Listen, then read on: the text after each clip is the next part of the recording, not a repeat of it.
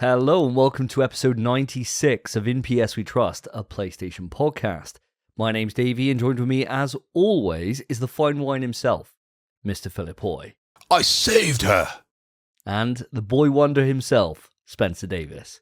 Yo. Mate, I never know what your references are, Phil. I never, ever know. This one should be pretty obvious for you, Spence, in particular. I saved her. Yeah, one of your favourite games of all time. Oh, is it? Okay. About something I'll be talking about later. It's a slight foreshadow. Yeah. Okay. Yeah, it may very well come up. Well, we'll leave the mystery ponder there. This is, of course, In PS We Trust, a PlayStation podcast, and our job is to take you through the winding road that is PlayStation and arrive at a destination of pure fun and enjoyment. And today, that's exactly what we're going to be doing. We're going to be running through the normal run of the show in terms of a question to kick us off, a hypothetical, then move it on to what we've been playing, quick news, when we've actually got a nice normal-sized quick news today, so 2 apiece. Then we move it on to a topic, which is today a question roundup from the audience, because I'm sorry, audience, I just haven't come out to you for a couple of weeks. Not because I've been ignoring you, but I just kind of forgot.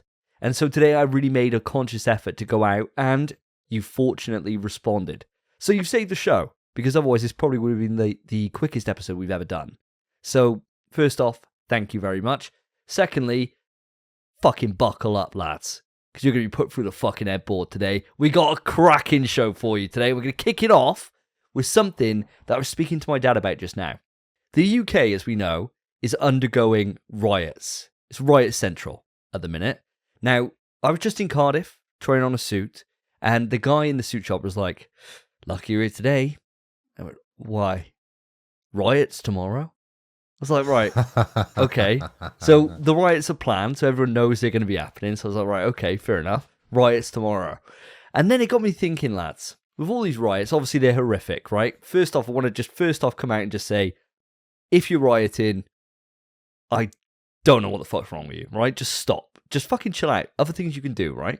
If you feel that strongly about something, okay, maybe start smashing some shit up.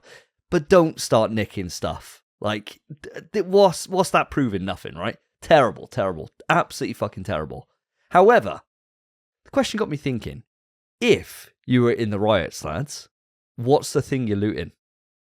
What store or what are you nicking? Spence, I'm going to come across to you first.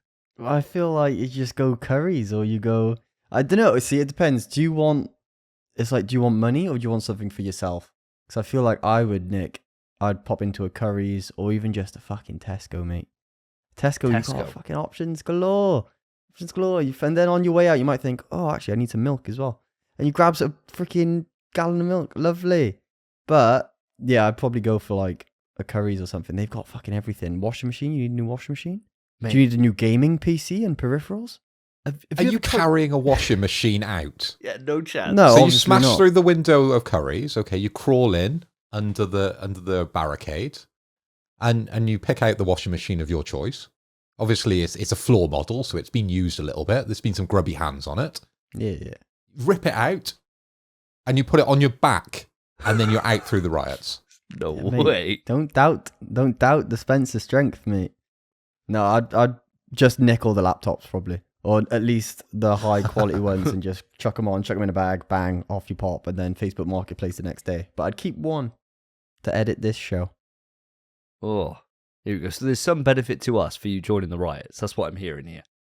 The riots are in Cardiff. But so, you don't have far to go, mate. And to be fair, it'd be quite nice for you to be edited a little bit better. So I'm quite happy for you to get a new laptop, my friend. For the betterment of the rest of the population. To be fair, for listeners as well, I bought a gaming laptop to edit. It doesn't fucking work. So most of the time, I'm still just editing on my computer. So the laptop doesn't even get use. It's like sometimes if it's a small video, I'll be like, yeah, okay, I can maybe use my laptop. Otherwise, no shot. It doesn't like to render. It's a nightmare. Well, I think it's a good answer. Curry's is good, and you've quickly walked it back from something that would be horrifically bad to do. Like a washing machine is probably the hardest thing to nick, I think. Like when people Yeah, are it's going heavy, in and innit? robbing your house, your washing machine probably doesn't get nicked, I imagine, because it's Do you so remember- hard to move. I was going to say, do you remember you moved house and I helped you with your washing machine? We had to take it down that little set of stairs and we were like, fucking hell. It's so hard. They like load them up with concrete, don't they? So they don't like wobble around the kitchen, right? And you just think like, why? Like, at what point can they not find like a better solution, like an anti-wobble technology? They think, no, I'll tell you what, lad, chuck concrete in the bottom. And they're like, what about lift it? It'd be fine. Don't worry about it. It'd be fine. Looters nick them all the time. You guys would be all right. Yeah, absolutely.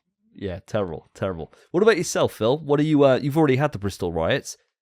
How did that go? Did you enjoy yourself? What did you nick? Yeah, what did you nick, mate? How did it go? What did you Give me your rating of the riot. Well, I was obviously in Bristol during that time, but where I live in Bristol isn't in the centre. I'm nowhere near the centre. I'm in Kingswood, for anyone who wants to Google that, and it's at least half an hour, 40 minutes drive to the centre. So I live on the proper outskirts of Bristol. So I didn't hear it, I didn't see it, and I was nothing to do with it. I sat home and played my PlayStation, or at least that's my alibi. Have you got any trophies that are popped around that time? Or are you at that point, you're just like, Laura, I bought My Name is Mayo. Make sure to be hitting it between these hours. All right, so I've got proof here. To be fair, it's a great idea, but no, and we have to wait until what I've been playing to talk about trophies. Of course. Okay, I had a different idea of how you might have cheated it. You've got a PS Portal, mate. So you could have been at the riots online on PlayStation. And then when you get back, you're like, no, I don't have a portal. What are you on about? I was home, playing at home. I'd You're have to playing be- Dave the Diver whilst you're there. I'd have to be looting somewhere that had good Wi-Fi, though, wouldn't I? Yeah, like a Curry's. Starbucks. Back to Curry's, yeah. Back to Or Curry's. Weatherspoons. Spoons has got pretty good Wi-Fi, hasn't it? Don't know what Yeah. I'm really nicking from Weatherspoons, though. All the Quite like their plates. plates. yeah, all the plates. Dig up the carpet. That's probably worth a little bit. They got those books, don't they, that True. you can buy in Spoons, which is the list of all the carpets from all the different spoons in a book. So you could always nick a load of copies of those, and and they're also probably pretty good weapons. I imagine they're quite heavy. It's a lot of spoons. So you could probably batter the fuck out of someone with one of those books, couldn't you? If they got a bit too, if they started trying to loot your loot, then you can start smacking them up with the 15 books you just bought. Well, nicked. Who's looting the looters? You've always got to worry, haven't you? Because if you put something in your house, someone's only going to come along and try and loot from you. So you've got to make sure what you're out looting is better than what you've already got. You always got to go up the tree, never downgrade. So if I'm out looting and I see an Xbox, I'm like, I'll probably just miss that. I need something better than what I currently have. Exactly. Such a dig. Such a dig. Yeah, what's the point in that piece of shit? You just feel sorry for it. You break into the house, see someone with an Xbox there, you think, do you know what, mate? All right, here's my bank card. Here's my bank details. Help yourself, mate. Help yourself. Here's 500 quid on me. Go and buy yourself a load of next gen stuff. That'd be nice, wouldn't it? Okay, so where are you going again with this? Where are you nicking? Where am I nicking? Right, if I'm going out, and I am going to the riots, I'm already dressed in black, just got to put up the hood, really, and just cover a little bit of my face. But I would be going straight to Games Workshop. 100%. And I think it's called Warhammer these days. I don't frequent that establishment too often these days. I walked past it a couple of times, oogled the miniatures as I walked past the window, but I know that those prices are absolutely horrendous. They were expensive when I was a kid. So I used to, when I lived in Caldecott, lived at home with my parents, I used to take the train into Newport, and I used to go in, save up my pocket money, or my paper round money, I think it was probably at that point, and then I would buy 1 or 2 miniatures. And generally, a ballista pack was about £6 to £8, okay? And that was quite expensive for one model. They're like 35 quid now for the same level of model. One single model can be like 35 quid, 40 quid upwards. It's a ballooned in price. So I'm going there to show them that they need to lower those prices. Jesus Christ. No one, who the hell is buying Warhammer these days? Who could afford Warhammer? It's just a rich man's sport. So, as I said about, trading up, of course, my older models, they're not as detailed as the newer models. So I would trade up for some new models from the Warhammer shop. The crazy thing to me is when he told me that they're no longer made of metal. You know, like it used to be the special It's all plastic ones. these days. See, that's mad, because when you spent like tenner on like, you know, a sniper for my Imperial Guard, and I was like, oh my God, like he feels like so heavy compared to the rest of my grunts. You know, he feels like really premium. And if they're all plastic now, they are literally just robbing you blind, aren't they? If that was like 30 quid or whatever, you think, fucking hell. Like at some point, you just got to look at yourself in the mirror, don't you? And think, fuck, what have I just done? 30 quid for this. And then obviously, you know, you get into a game of Warhammer and it's cracked. And then you're like, yeah, this is way worth the money. Pay to win. It is. No, but yeah, you're right. Back in the day, you would go there, you'd spend your £6 to £8, you would come home with a beautifully crafted model, at least you thought at the time. And it would feel like a tangible object, wouldn't it? Now these plastic models, they're just so flimsy. All right, they're a lot more detailed, a lot more intricate. And yes, they do look absolutely beautiful. But it just doesn't feel like it's worth the money. Yeah. It really doesn't. Something about the weight really like felt good to spend that money on it at the time. Because it's, you know, compared to what I earn now and compared to what I earned then, it's probably cheaper actually these days, considering if I'm calculating what I had on a paper round and what I get now working where I work. But still, it doesn't feel as good when you get home and you've just got this flimsy box of plastic. Yeah.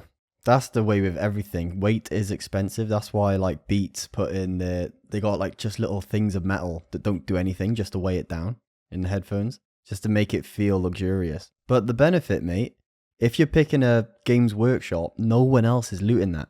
It's all yours. No one's going in there. I think that's a freaking great choice. It's the same thing they did to washing machines, wasn't it? To raise the price of washing machines. They increased the weight. Increase the weight. Heavy things are expensive, or they should be expensive. As soon as they make them lighter, it doesn't feel so good to spend the money on. So that's probably, Davey, to answer your question earlier, why they haven't got rid of the cement in the washing machines. Yeah, they probably had that anti-wobble technology for years. And then somebody got it and they were like, it's just going to break this. This is just going to, it feels flimsy. My last one weighed 40 kilo. This thing shit. And they're like, this thing's got like a nuclear-powered anti-wobble drum that they put in submarines on this. Like this thing, and it's only like 5 kilo somehow. It's amazing. And like, no, I just don't believe it. Sorry. And they're like, fucking take that R&D project out. Chuck the concrete back in, lads. Hey, concrete guys on the side, like the brickies on the back, just putting it in, slathering concrete all over it.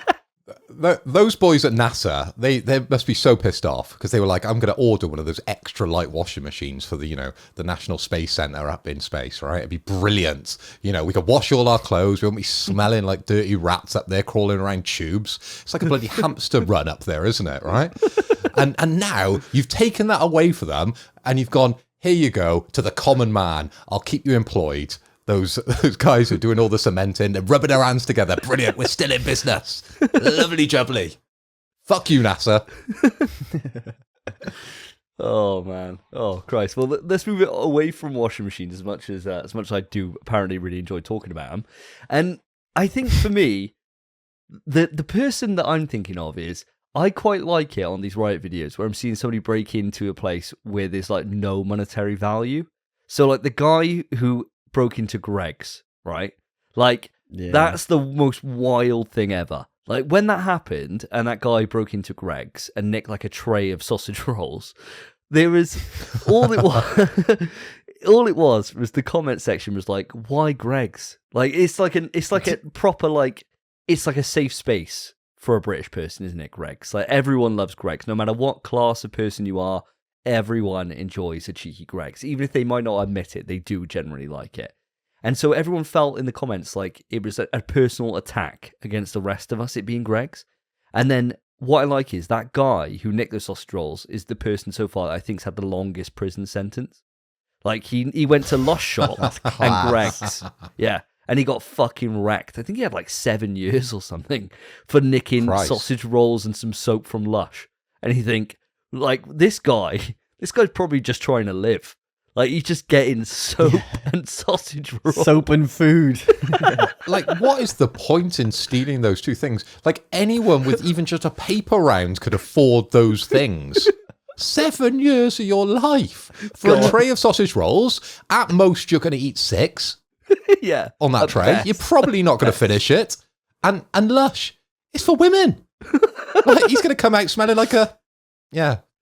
What he's Don't done finish is that sentence. he's gone back home to his missus, and she's like, "Why do you have 40 sausage rolls? And you're covered in glass and blood." And he's like, "Love." don't And worry about glitter it. from the bath bomb. Yeah, and he's like, "Here's your bath bomb, love." And he's like, "Oh, you are a nice guy. Oh. Don't worry about Oh, it." you thought Do me. spoil me. Yeah. Can I have one of your sausage rolls, though? Yeah, you can have one. And he's got the rest. No. No, they're mine. So I quite like the people that are going in and breaking into things that they could just quite easily just go in and buy. So I think what I'd like to do is break into like a B&M bargains and just come out with just like a couple of cans of Coke, a lighter, just all random shit that's just really, like, I don't really even need it. Like a garden gnome. You know, like total bollocks that I just walk past all the time that you just don't even really need. And then just walk out, and that's 7 years of your life locked up then for nicking a gnome and some lighters. It'd be brilliant if you came out with like 100 lighters. And you vape these days, so you don't even need a lighter. But you No. own 100 lighters now. You just took them just for the sake of taking them. Yeah. Because you can't nick one lighter. It's B&M bargains. They come in a big box. Yeah, they do come in a pack. They do come in a pack. And if you manage to get out of the back, you might be able to get a pallet of lighters. And then you could just go out. Jeez. And street value, pallet of lighters, got to be at least £3.50. So, you know, I mean, that's... But yeah, that's where I go with it. I think going for the expensive stuff, everyone expects that. I think you're better off going to strike your own identity and to go out there and start nicking some items that nobody really... Like toilet roll. Just nick some toilet roll or a toilet brush or something. Or some bleach. And it's like... Okay. No one's nicking those things. Do up your bathroom. Yeah. Fucking, yeah. Do it up with bleach. Bleach and a toilet brush. Yeah. Good yeah. as new. Just clean your bathroom and restock your toilet paper. That's it. Yeah, done. Or it would be hilarious if you went in and stole a Quran. They sell those in B&M? They don't sell those in B&M bargains, do they? I wouldn't think so. No. Probably not in B&M, but like you could steal something that just isn't applicable to you in any way. Oh, yeah, something I just really don't need. Well, like, literally walk into, like, a mosque and be like, can I please have a copy of your Quran? Like, not even... And they're like, yeah, of course. Thank you, mate. Oh, looter! Looting. I've looted. I've come out of the church with a candle. Christmas time, I came out with an orange, mate. Way, wankers! Harvest Festival, you came out with a tin of boiled beans. Yeah. Fucking did them in. Went on Sunday, sat down and had tea and biscuits for free. Way, looters. It's on the long loot. Right, well, let's move this on, shall we? Audience, I would love to hear what you would go out and loot. And hope to God, if you are actually going out looting, just don't, right? But it's fun to talk about. So don't do it, but tell me what you would do. There you go, how's that for a PSA? Right, let's move it on to what we've been playing. This time on NPS We Trust, what have the boys been playing? So guys, it's been 2 weeks since the last podcast episode, and I'm desperate to know what you've been up to in that time. Spencer, tell me, what have you been playing? Well, I've opposed to last episode where I got 3 platinums and I was playing quite a lot. I've not played much at all this last 2 weeks, or at least not much I want to talk about. But the one thing I definitely will talk about, Crow Country. Spoke about it before it came out when I played the demo. Spoke about it when it came out and I beat it. And now I've finally gone back to it again and got the platinum. Ooh, that's a platinum. Well done, yeah. my friend. Well done. Hell yeah. Just as good as the first time I beat it. And this was like, it took like an hour and a half. Didn't take long at all. And once you beat the game with an A rank, you get a crow blaster, which is just like, it's a toy gun with crow heads on the end. And you shoot them and they explode. So I just fucking equipped that and just ran through it. Piece of fucking piss. Fantastic game. Did you find going back for the second time and just having that kind of, that speed run, which is what you got to do to be able to get the top rank. Or no, do you even need to complete it within a certain time? It's damage, isn't it? It's damage. It's healing items and secrets, right? You need all 15 secrets. You can't die at all, and you can't use 10 or more healing items. It has to be under. But the medkits, the big medkits, count for 2 items. And then antidote and bandages count for 1 each. Ah, here we go. So did you find going back under those stricter rules to be able to get that S rank, did you find just as much enjoyment, like kind of going through that process? I know you had the crow launcher, so it becomes a bit easy. But did it feel like for that hour and a half, did it fly by, or did you kind of feel at any point like this is just a bit of a farce? I wouldn't say it was a farce. To be fair, it wasn't much different from my original playthrough because I hardly even engaged the enemies. And it was the same for this. As soon as you get the fast shoes, which is one of the secrets, you can just run past everything. And if you're good anyway, you can run past everything with the normal shoes. It's not very difficult. And then if there's a bit of a sticky situation, you use the crow launcher, same as you would the guns. But I thought it was good. I had the plan ahead for it. So what I did, I just farmed as much healing items and ammo and stuff immediately as I could. So that, halfway through the game, fake items appear in the world. And if you pick them up, so there'll be like fake bandages on the floor, Phil, and like fake medkits and fake ammo. And they're slightly off color to tell you. And if you pick them up, they just explode and kill you, or like explode and hurt you. So I just made sure I was fully stocked before that happens in the game, so that I would never have to pick them up. And then that was it.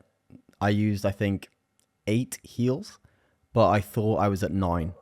So for the entire last 40 minutes, I just did not get attacked again. I was like, fuck this. I was on critical health and just playing like a bitch. I know that when I was going through that experience, I fucked it up. I had to do another run because I thought I had done. Yeah, I thought I had stayed under because I thought it was 5 heals, and I suppose it all works out. If it's 5 heals, but they're 2 a pop for the big ones. I thought I had done that, and so I finished it. Didn't get a trophy, and I was like, "What the hell?" And I'd done 6, and I was like, "Ugh." And then on the next playthrough, I'd only done 1 heal. So I was like, right, because I was just ultra careful that last run. So I was like way slower than I did on the previous one, but just eliminated everything with the crow launcher and just that last attempt kind of felt like a bit of a farce because I was like, right, I know what I'm doing. I remember everything now. I know exactly where I'm going. I'm going to get lost, blah, blah, blah, blah, blah. But the platinum journey overall was super enjoyable, and I think that's probably part of the reason why when it came out of it, I gave it such a high rating, giving it like a 9 out of 10. Because I loved it so much. I'm glad to hear that you've knocked this one off. So what does this bring your platinum count to? That was, I believe, my 48th platinum. Ooh. So I'm right at the end of Last of Us 2, and I kind of want to save it for 50. Yeah. But then I could also just platinum it and upgrade to remaster, which is a bit scummy, but if I did do that, I would 100% the roguelike mode that they added as well to at least make up for it. So I'm not sure what I'm doing yet, but it's probably going to be that, maybe something else. Okay. Well, I'll be looking forward to hearing more about that, definitely.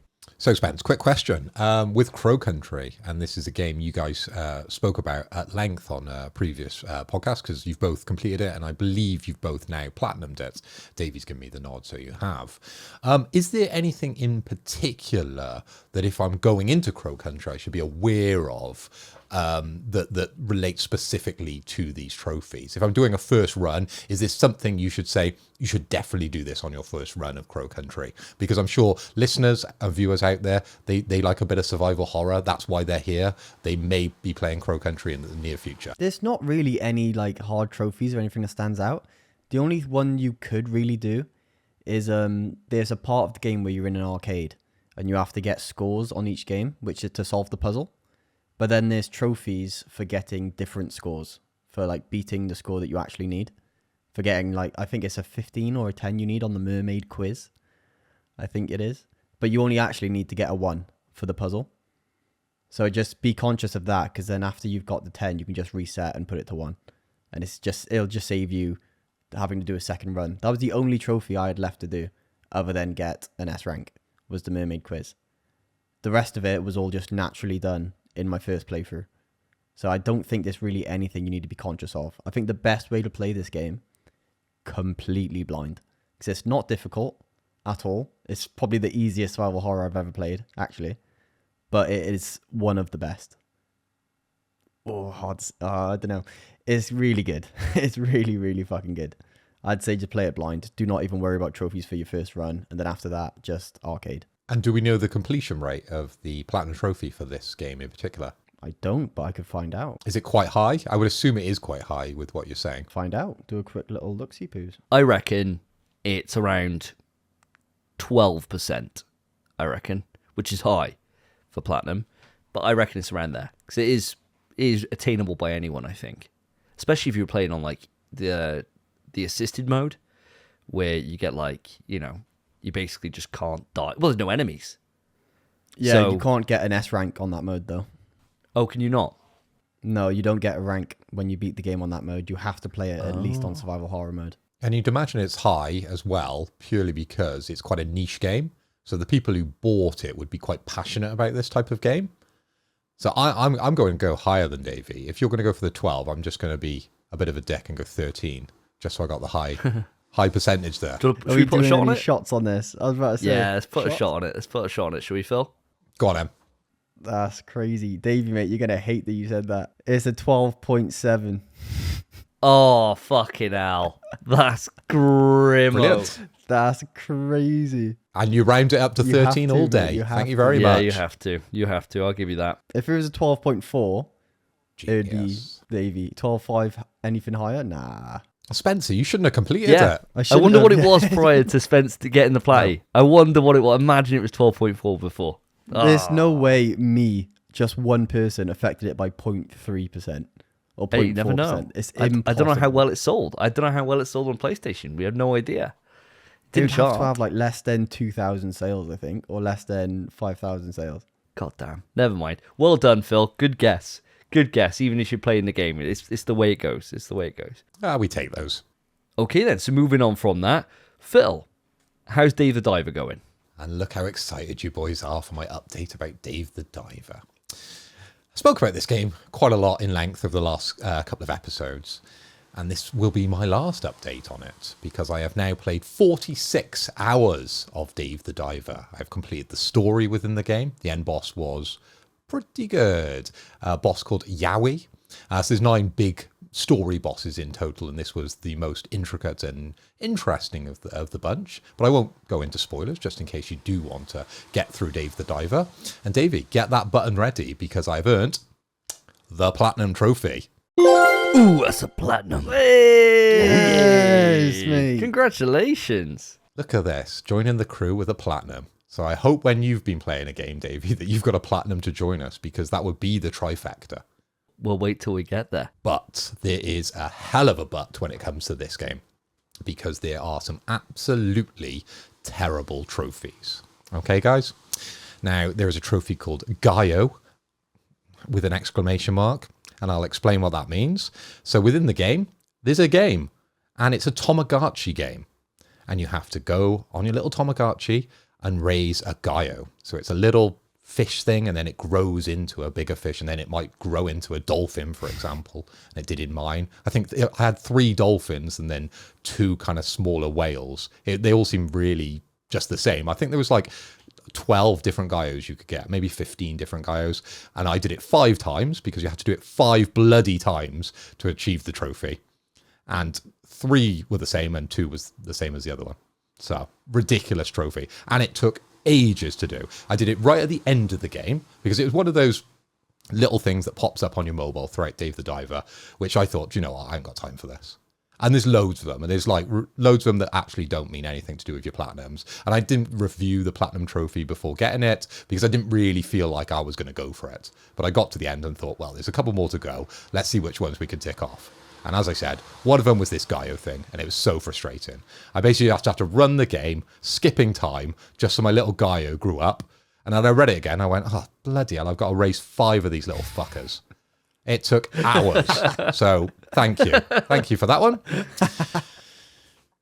Another one of the trophies was called God of Lightning, Mjolnir. So there's a Thor reference within the game, and this has got a very low spawn rate. I think I did about 30 or 40 dives just to find this hammer. And once you get it, you've got to kill a fish. And it's quite difficult to catch up with the fish in Dave the Diver. So you have to catch one in the corner and hit it with Mjolnir. You can't throw it like Thor. The reference doesn't go that deep. You literally have to hit it and lightning comes off it and might kill other fish. So that was one of the platinum trophies. It was really low drop rate and really annoying to find. I think over the time I played Dave the Diver, which is 46 hours, and it doesn't spawn everywhere. It only spawns in the glacial area, which is kind of like the last area which you go in Dave the Diver. It spawned twice. So, brilliant. Love that trophy. There was another trophy called Leadership, where you had to train an employee to level 20. And by the end of the game, by the end of like 40 hours, I think I completed the story in. Maybe slightly more. I probably underestimated that. Maybe 44. I got my guy to level 16. And then by the end of it, I was spending hundreds of thousands of pounds to try and train this one guy up to level 20. So again, that took ages. I didn't need him to be level 20 to complete the game. So again, pointless. And this is why I don't like platinum trophies, particularly that Gaia one, because that really rubbed me up the wrong way. I thought I've got so close. Now I'm just going to have to sit here, pressing triangle to get through this bloody stupid addition to the game. Sure, if you want to invest time in it and play it as you're playing Dave the Diver, and that's probably what I should have done, and I would definitely advise anyone who's going to play Dave the Diver, review the trophies beforehand and play the Tamagotchi game as and when you're playing the game, because it probably adds to it a little bit. But if you leave it to the end, it's ultimately frustrating. Now that said, it is an incredible game and everyone should play Dave the Diver. I'm going to end it with a 9 out of 10 for Dave the Diver, because I did bloody love it. And I've got the platinum, so I must have loved it. Well done, mate. Well done. A platinum for you is a big deal. It really is. You know, it's your proper seal of approval. And, you know, a 9 out of 10 for Dave the Diver. I'm glad to see it. I mean, it's a bit of a double-edged sword here, because I've been enjoying the Dave the Diver updates, and now they're going to be gone. So it's kind of that bittersweet thing. You know, I'm going to miss it. I'm going to miss it a little bit. I might have to get on Dave the Diver myself at some point, but we'll hold that off for now. I mean, the big question on my lips is that now that Dave the Diver's gone and he's now resting in his watery grave, what is going to be replacing it? What's the game that you're going to be taking on the go with you next? Well, Dave actually ends in space with the end credits. Ooh. Not to give it away, but the developers are called Mint Rocket, so I think it's a little nod to their name, because he goes up in a spaceship for the finale. Anyway, what I will be playing on the portal, I think I talked about that last episode, so I'm interested in maybe starting Cat Quest and going along with that. But the game I've been playing, now I've finished Dave the Diver, I've dived back into Stellar Blade. Yes, I'm back with young Eve. So I've picked her up after playing 13 hours, and now I've been away a couple of weeks now that I've been playing Dave the Diver. I'm picking it up. It's been very difficult, because Stellar Blade is a rogue-ish like game, kind of we borrow elements from the games you guys love, and it's meant to be hard. And I got absolutely smoked like 10 times by the first enemy, because I just totally forgot how this game works. But God, you got to love hard games, haven't you? And you keep striving and striving and striving 10 times. And once I remembered how to play the game, I was back into it. This will be my single-player focus game now, until, of course, we get Astro or Warhammer in September, because those are the games I'm really looking forward to. And one thing I did notice in Stellar Blade, just to mention it, it's got an inclined elevator. And I tweeted about this the other day. Didn't get any replies. No one mentioned it. So thanks, community. Every good game has an inclined elevator. So Metal Gear Solid, Dino Crisis, Half-Life, the game that can't be mentioned. They've all got inclined elevators, and so is Stellar Blade. So it's another seal of approval. This game is good, and I can't wait to continue playing this and see it to fruition. So yeah, I'm going to concentrate on this now. As I said, this will be my single player until probably September time. Fantastic. Well, I'll be very much looking forward to hearing more about Stellar Blade. It's a game that I want to play before the end of the year. I do.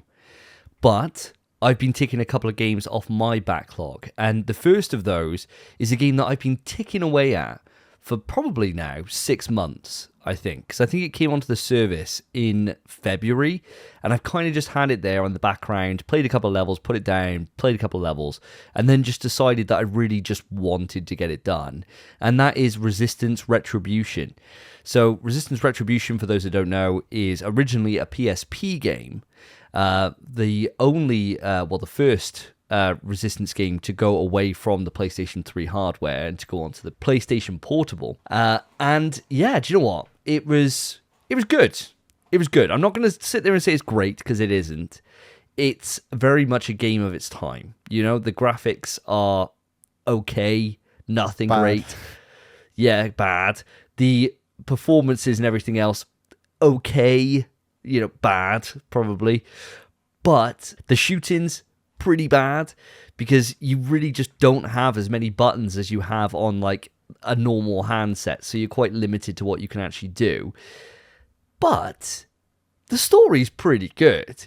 So if anyone's played the Resistance trilogy, you know that you start off the first one, you're in London, and you're starting off in the UK, you're going around all Grimsby and all that, and you're kind of trying to repel the British invasion of the Chimera as an American grunt soldier. The second one then takes you, still as Nathan Hale, over to the United States, and then you get to go to San Francisco, and you get to go to all different places around America. And the third one then is kind of like a desolate wasteland version of America, but you're kind of like globetrotting a little bit. This one is set in France. So what's happened is you're a British guy, so you're going over, you're swearing all the time, you very much hate the French. He's calling everyone a frog all the time. The entire way, it's bloody frogs, can't get the job done. And that's how he speaks.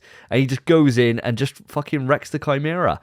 And I think the only reason why I found this game tolerable, because the aiming is atrocious for it, is the fact that the bullseye on this game. Now, the bullseye, for those that aren't familiar with Resistance, I got to caveat this, because now the series is fucking ancient, and a lot of people probably have never played it.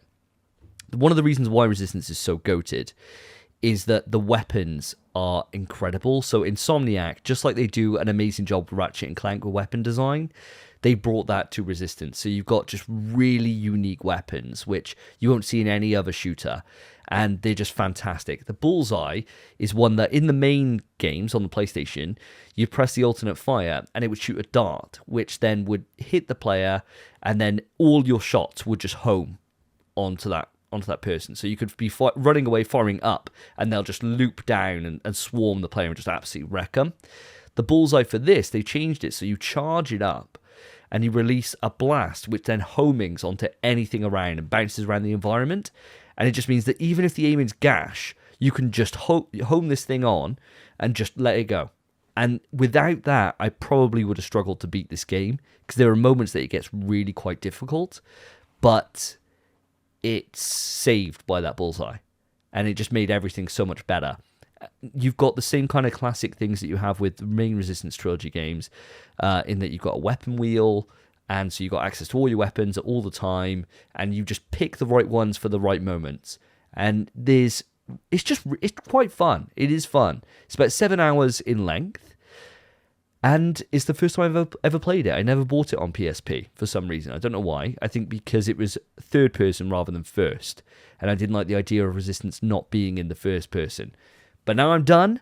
I'm glad to say it's also got a lovely little trophy list, and that trophy list has resulted in a platinum. Ooh, that's a platinum. So I joined the Tell you team, what, that's guys. really nice. Getting a platy on a PSP game, that is so nice. Yeah, it's lush. It is lush. Now, Phil and Spence, I think both of you had PSPs, right? Did either of you play Resistance Retribution back in the day? The PSP is one of the only consoles I didn't originally own. Really? I owned the Vita, but not the PSP. Yeah. I've always thought that I would go back and buy one so I can have a nice one on my shelf, but it's one console I never owned. Whoa. Do you have one these days? Nope. Damn. Ooh. Your wedding's coming up soon. How would Laura feel about that for a wedding present, mate? I bet she would love one of those. And she would also like a purple chimney. Oh, yeah.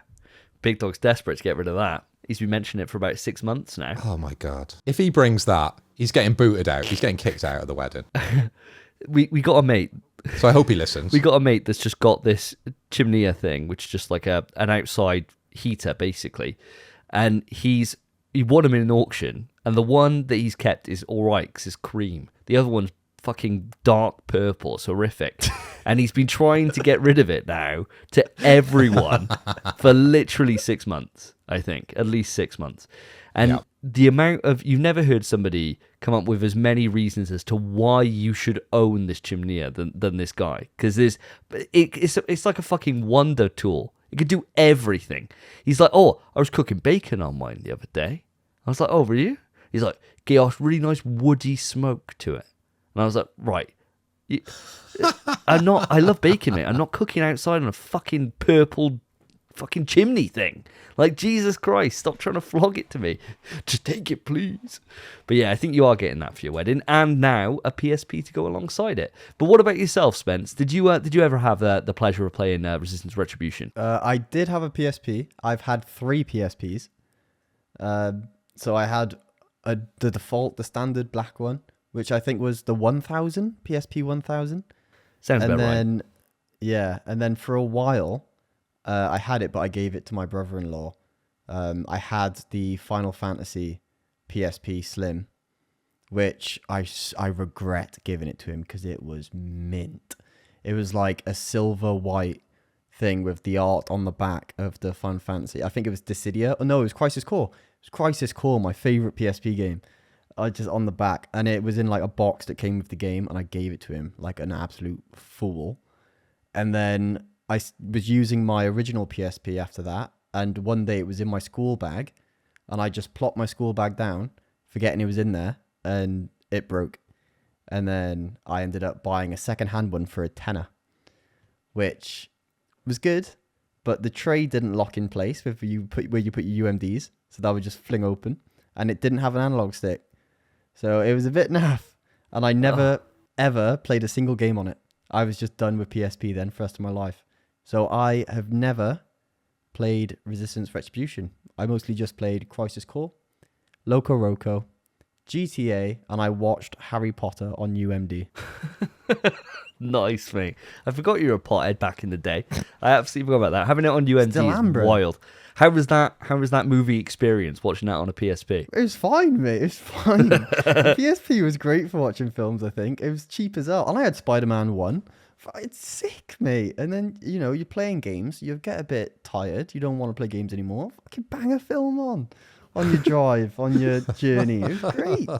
Mad. Absolutely mad. I never owned a UMD for movies, I don't think. And now I'm thinking, I don't have a PSP anymore. And I can't really go to the X and be like, or the XX, and then be like, hi, do you still have that PSP knocking about in that nice leather case that I left at yours, I don't know, 17 years ago? I'm sure she doesn't have it. Or if she does, she's like, sorry, I watch UMDs on it every night. You can't have it back. That would be the wild thing. I thought she'd be like, why do you want it back? You'd be like, Order of the Phoenix? I just want to watch it again. Oh Christ. Well, you guys are in luck. If you want to play this, it is available to buy on the PlayStation Store, but if you are a premium member of PlayStation Plus, then it's included as part of the Classics catalog. So you got a couple of choices there. If you ever were desperate to go and experience this game, you can pick it up. In terms of a rating, I'm probably going to get crucified by the wider Resistance community, but I'm going to give it a 6 out of 10. I think it's okay. I think it's fun, but it's certainly not as good as its big brothers that are out there on the rest of the PlayStation 3. But imagine playing it back then on your PSP? What rating would it have back then? Probably not. I think I probably would still have some of the same issues that I have now. And it would be one of those things where I'd be like, do you know what, it just doesn't, maybe they just shouldn't have these kind of games on here. Because I use my PSP for God of War and for MotorStorm. And that was all I was really playing. And I'd lost it, and annoyingly, I lost it before the Metal Gear Solid came to it. Because there was the Peace Walker came to PSP. Yeah. And I lost mine, or kind of broke up the misses, around the time of Peace Walker's launch. And I just didn't have the money to replace it, and I was fucking gutted. And then years go by, and I still haven't played Peace Walker. It's the only Metal Gear from the canon series I haven't played, with Snake anyway. Do you want the actual scores that Resistance Retribution got? Yeah, go on. I've got them up in front of me. So IGN actually give it a 9.2 out of 10. Yeah. Metacritic, 81%. So these scores must have come out when it came out. It wouldn't be reviews on the modern console. And then IMDb is a 7.4 out of 10. So Wow. very, very high scores when it first came out. So it was probably quite groundbreaking, you probably would have thought, during that time for the PSP. But now playing it, with our modern luxuries, just doesn't translate. Yeah. Oh my God. Wow. So what a better than disconnect. Starfield. Jesus Christ. Better than Better than Starfield. Starfield. That's crazy. That's a madness. That's an absolute madness. Well, that one's done. And so the final thing I want to talk about here before we bring on to a game we've all been playing is a game that I've had since February, was when it launched originally. And then I bought it when it came to physical, I think in April, I think was when it came out.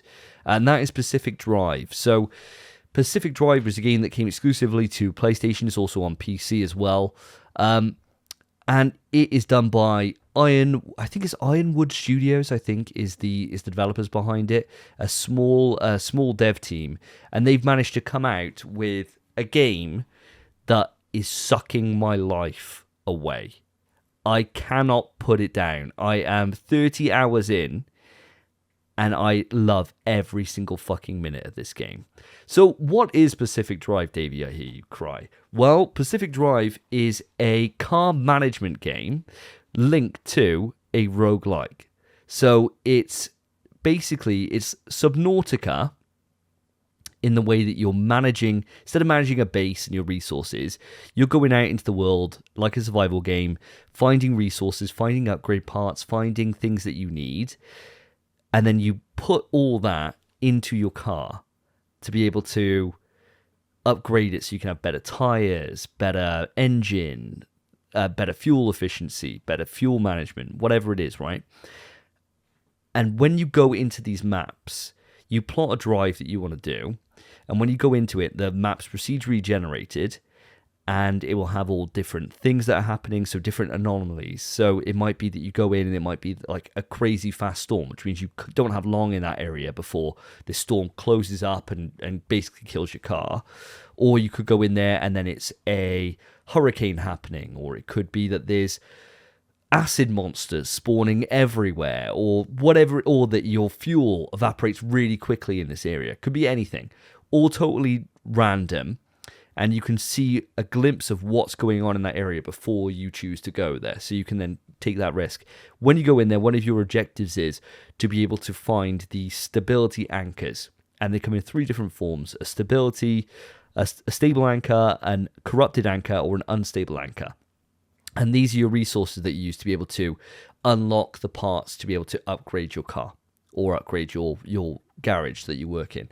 And there's a big, large story that's happening about why you've ended up in this place called the Olympic Excursion Zone and how you can get out. You're trying to get out of this place where it's all a bit crazy.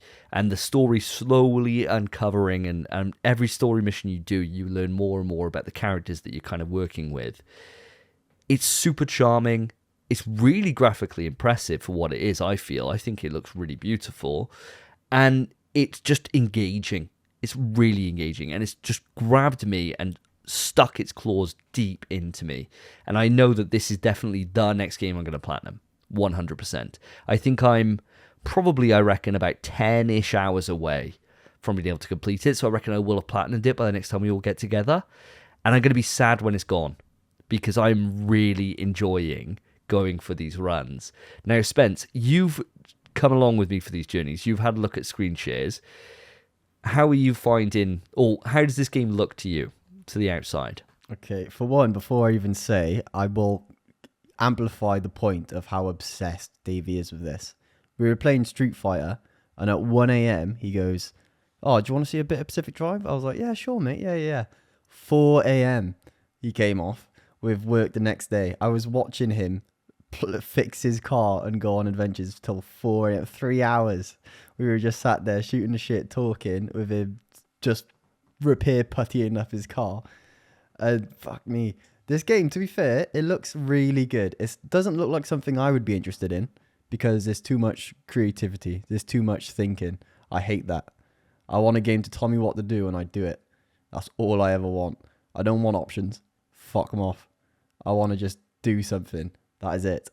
But the more I've been watching this game, the more interesting and more fun it looks. Like, I remember you were looking at the skill tree, or the, like, mechanic tree, I suppose, where you choose your parts, you get the blueprint for it, and then you craft it. And you bought the jumping jack. And the jumping jack is something that goes in your back seat, and it lets your car jump, and you get to jump whenever you want. And now Davey liked this a bit too much. So whilst he was driving to the exit and a storm is chasing his ass, he jumps over a massive mountain, lands on top of these weeping angels from Doctor Who, or the like statues that you can't look away from, lands on top of them, they all blow up, his car's annihilated, and he's just going, oh, fuck, and then drives slowly into the waypoint and eventually gets out. And then the other night, whilst he was just driving and suddenly went, where's my left door gone? And his left door was just gone. And he had to find some scrappy car and nick that door. It's a very funny game. It's really fun to watch. I don't think I'd enjoy playing it, but watching it is absolutely brilliant. And like you said, I do think it is a really pretty game, and there is so much to do. And I don't think you're going to drop it after you platinum it. I think you'll keep playing. Yeah, I might go until I get everything. It's very much a case of I want to see what the top level engine does. I want to see like what more's there. There's this thing that you can upgrade, and it's called like a jiggle box or something. And I think it's so that, you know, like when you see Mexican cartel people and their cars are like all like on hydraulics or whatever. I think it's that. I think it's one of those, and I think that would be bants if I'm out in the world and I'm just like shaking my car around. I think that would be fun. I don't know. I'm not sure yet. Maybe what if like a banger comes on the radio because there's a good soundtrack to it, and then I can start just wiggling my car around as I'm cruising around the Olympic exclusion zone. I don't know, but this is why the mystery is there for me to kind of uncover that, right, and to see these upgrade paths through. Now, Phil, Pacific Drive. I don't know if you've ever played many survival games. I don't know if this is something that would be in your wheelhouse or not. How's it sounding for you? It sounds interesting, but yeah, I've not really come across this one so far. So I was doing a little Googling around when Spencer was telling his rather lovely story of you two staying up late, watching each other play games. And I came across this review on Steam, which made me chuckle. So this is what he says. I'm assuming it's a he. It's nice looking. The gameplay loop ought to be something I would enjoy, but it's not fun to play. It feels like a game for people who confuse doing something unnecessarily difficult and boring for an accomplishment, and confuse the accomplishment for having fun. That's the review for this game. That's a fire review. How are you coming back to that That's one? sick. I think that whoever's done that has either had just a terrible run. I think they've had like a terrible run and they're pissed off. Like, it was going so well. And I had this happen to me the other day where it was going well. It was going too well. And I got a bit cocky. I hit the nitrous and I fucking wrote my car off, essentially.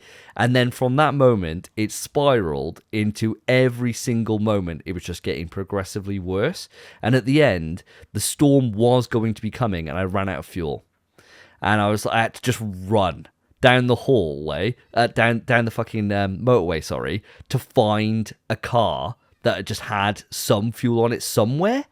And then try and get that back and put it in. And I can imagine if I hadn't have got that fuel back and got out, I'd be writing a damning review, because I would have been pissed off. Shit. I'd be like, fuck this game, because I'd spent hours on that run and it just gone from bad to worse. So I imagine that's what's happened there. It feels like the type of thing, if I'm in Dave the Diver and I find Mjolnir and I swim out, go to attack a fish, and a shark comes up and just insta-kills me.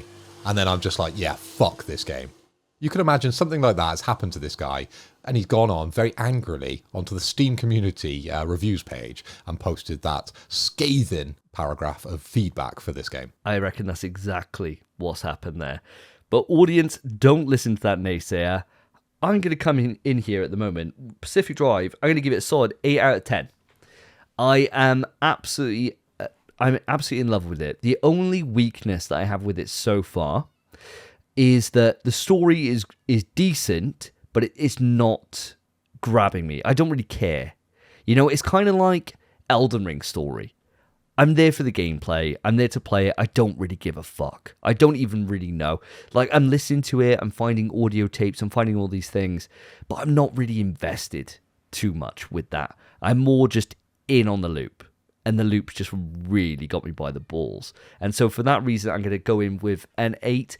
I might even go for an 8.5. Because I really am enjoying it. But I think I'm going to stick to my original thought. I'm going to go for an 8 out of 10.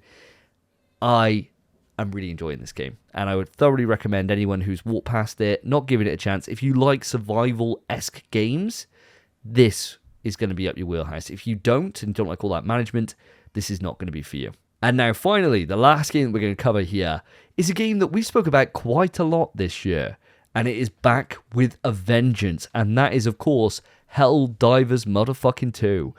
We are all back into it. We've all played quite a few rounds, and the catalyst for this wasn't yourself, Phil. It wasn't me. Certainly wasn't Spence.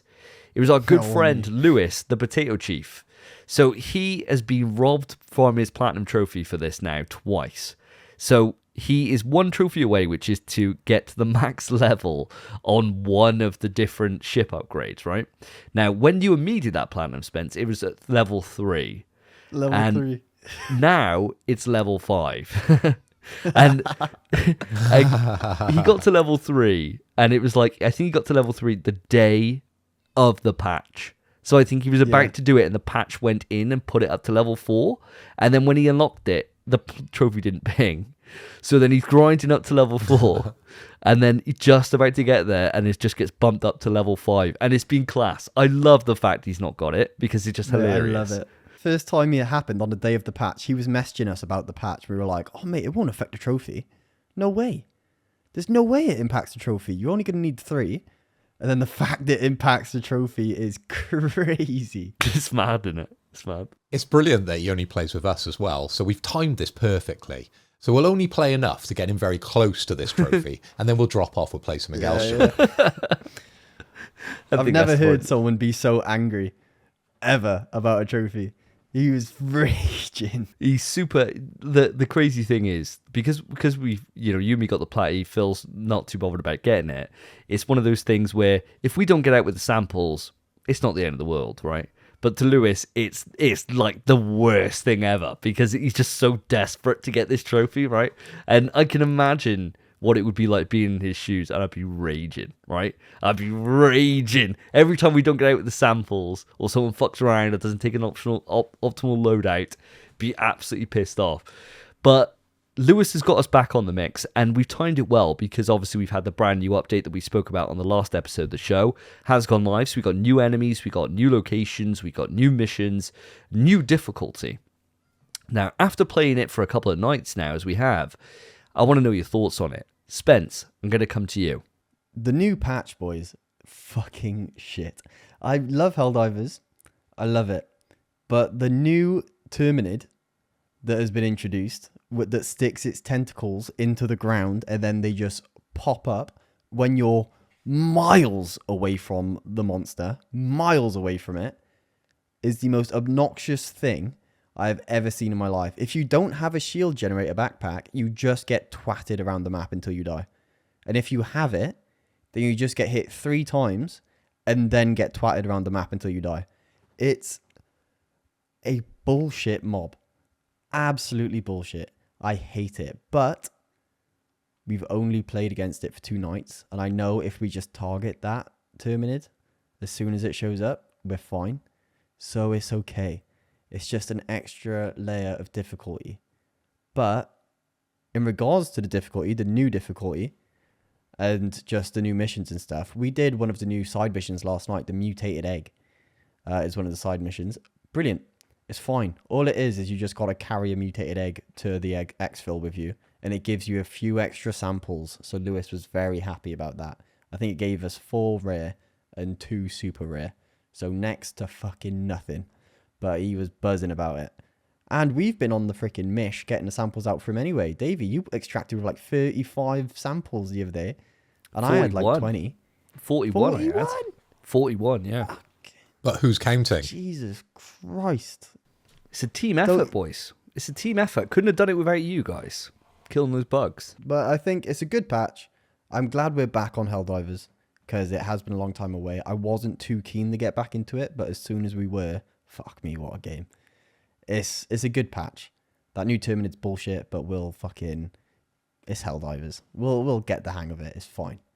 Fantastic patch. I love it. The crazy thing is, we haven't even seen the new bots yet. Like, That's going to be... We're not going to, mate. Yeah, we'll stick to bugs for the minute, I reckon, until we get this matchup down. And especially with some of the weapon changes. Like, I took the spear out yesterday for the first time, and that was apparently fixed about a month ago. But obviously we hadn't played. And yeah, it just works fucking great. So I took out a couple of Bile Titans with it, took out a couple of those Impalers, and it's just now the trade-off of, do I want to do it without a backpack?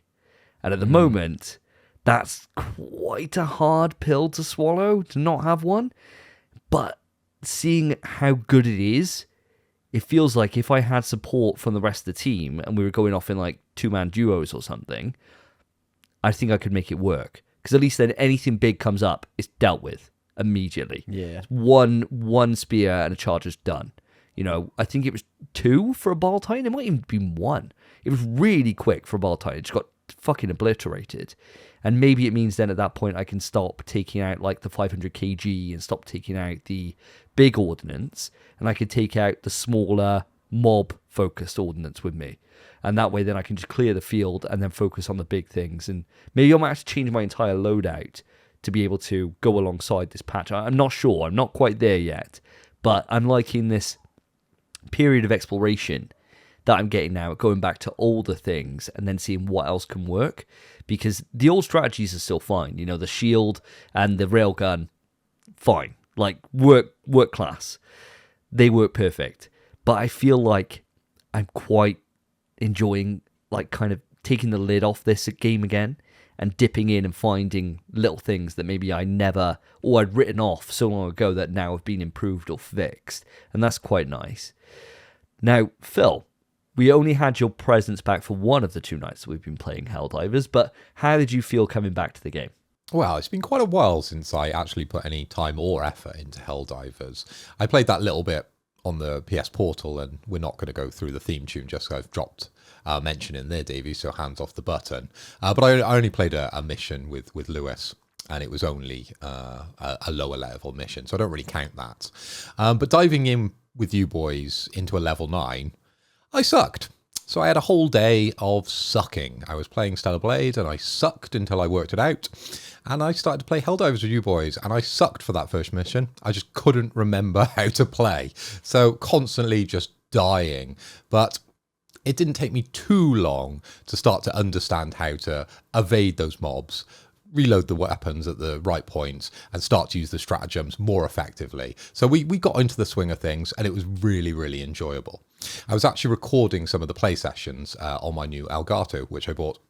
I bought the one with the SD card that goes in the front, and I was hoping to catch some really nice plays. So I'm going to review that, and if there is anything nice, I'll pop it up on the channel. But as I said, I sucked, and it would have been focused on me. So probably not the greatest footage just yet, but it works amazing. Catches 4K perfect video. So look forward to that in the future.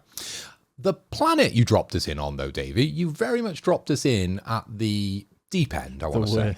You dropped us in on the smoke planet, or Dagobah, as Lewis referred.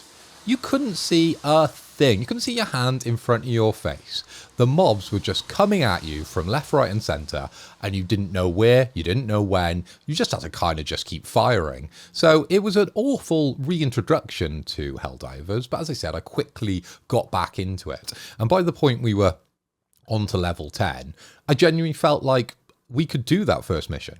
We got very, very close, and it was only something very minor that threw us off at the end. I believe some of us still extracted during the level 10, correct? I can't remember. I can't. I think one person got off, but we couldn't raise the last flag. That's what it was. So we failed the mission, but yeah. I think we got out of there okay. But it was it was certainly a wake up call going into level 10 for the first time and seeing how it can ramp up. Because you're thinking, Oh, well, we breezed through 9, to be fair. I think by the end, and we did those 3 missions, we kind of just did ace it, right? We did every single thing on the map, no real bother, came out with loads of reinforcements left. It was fine.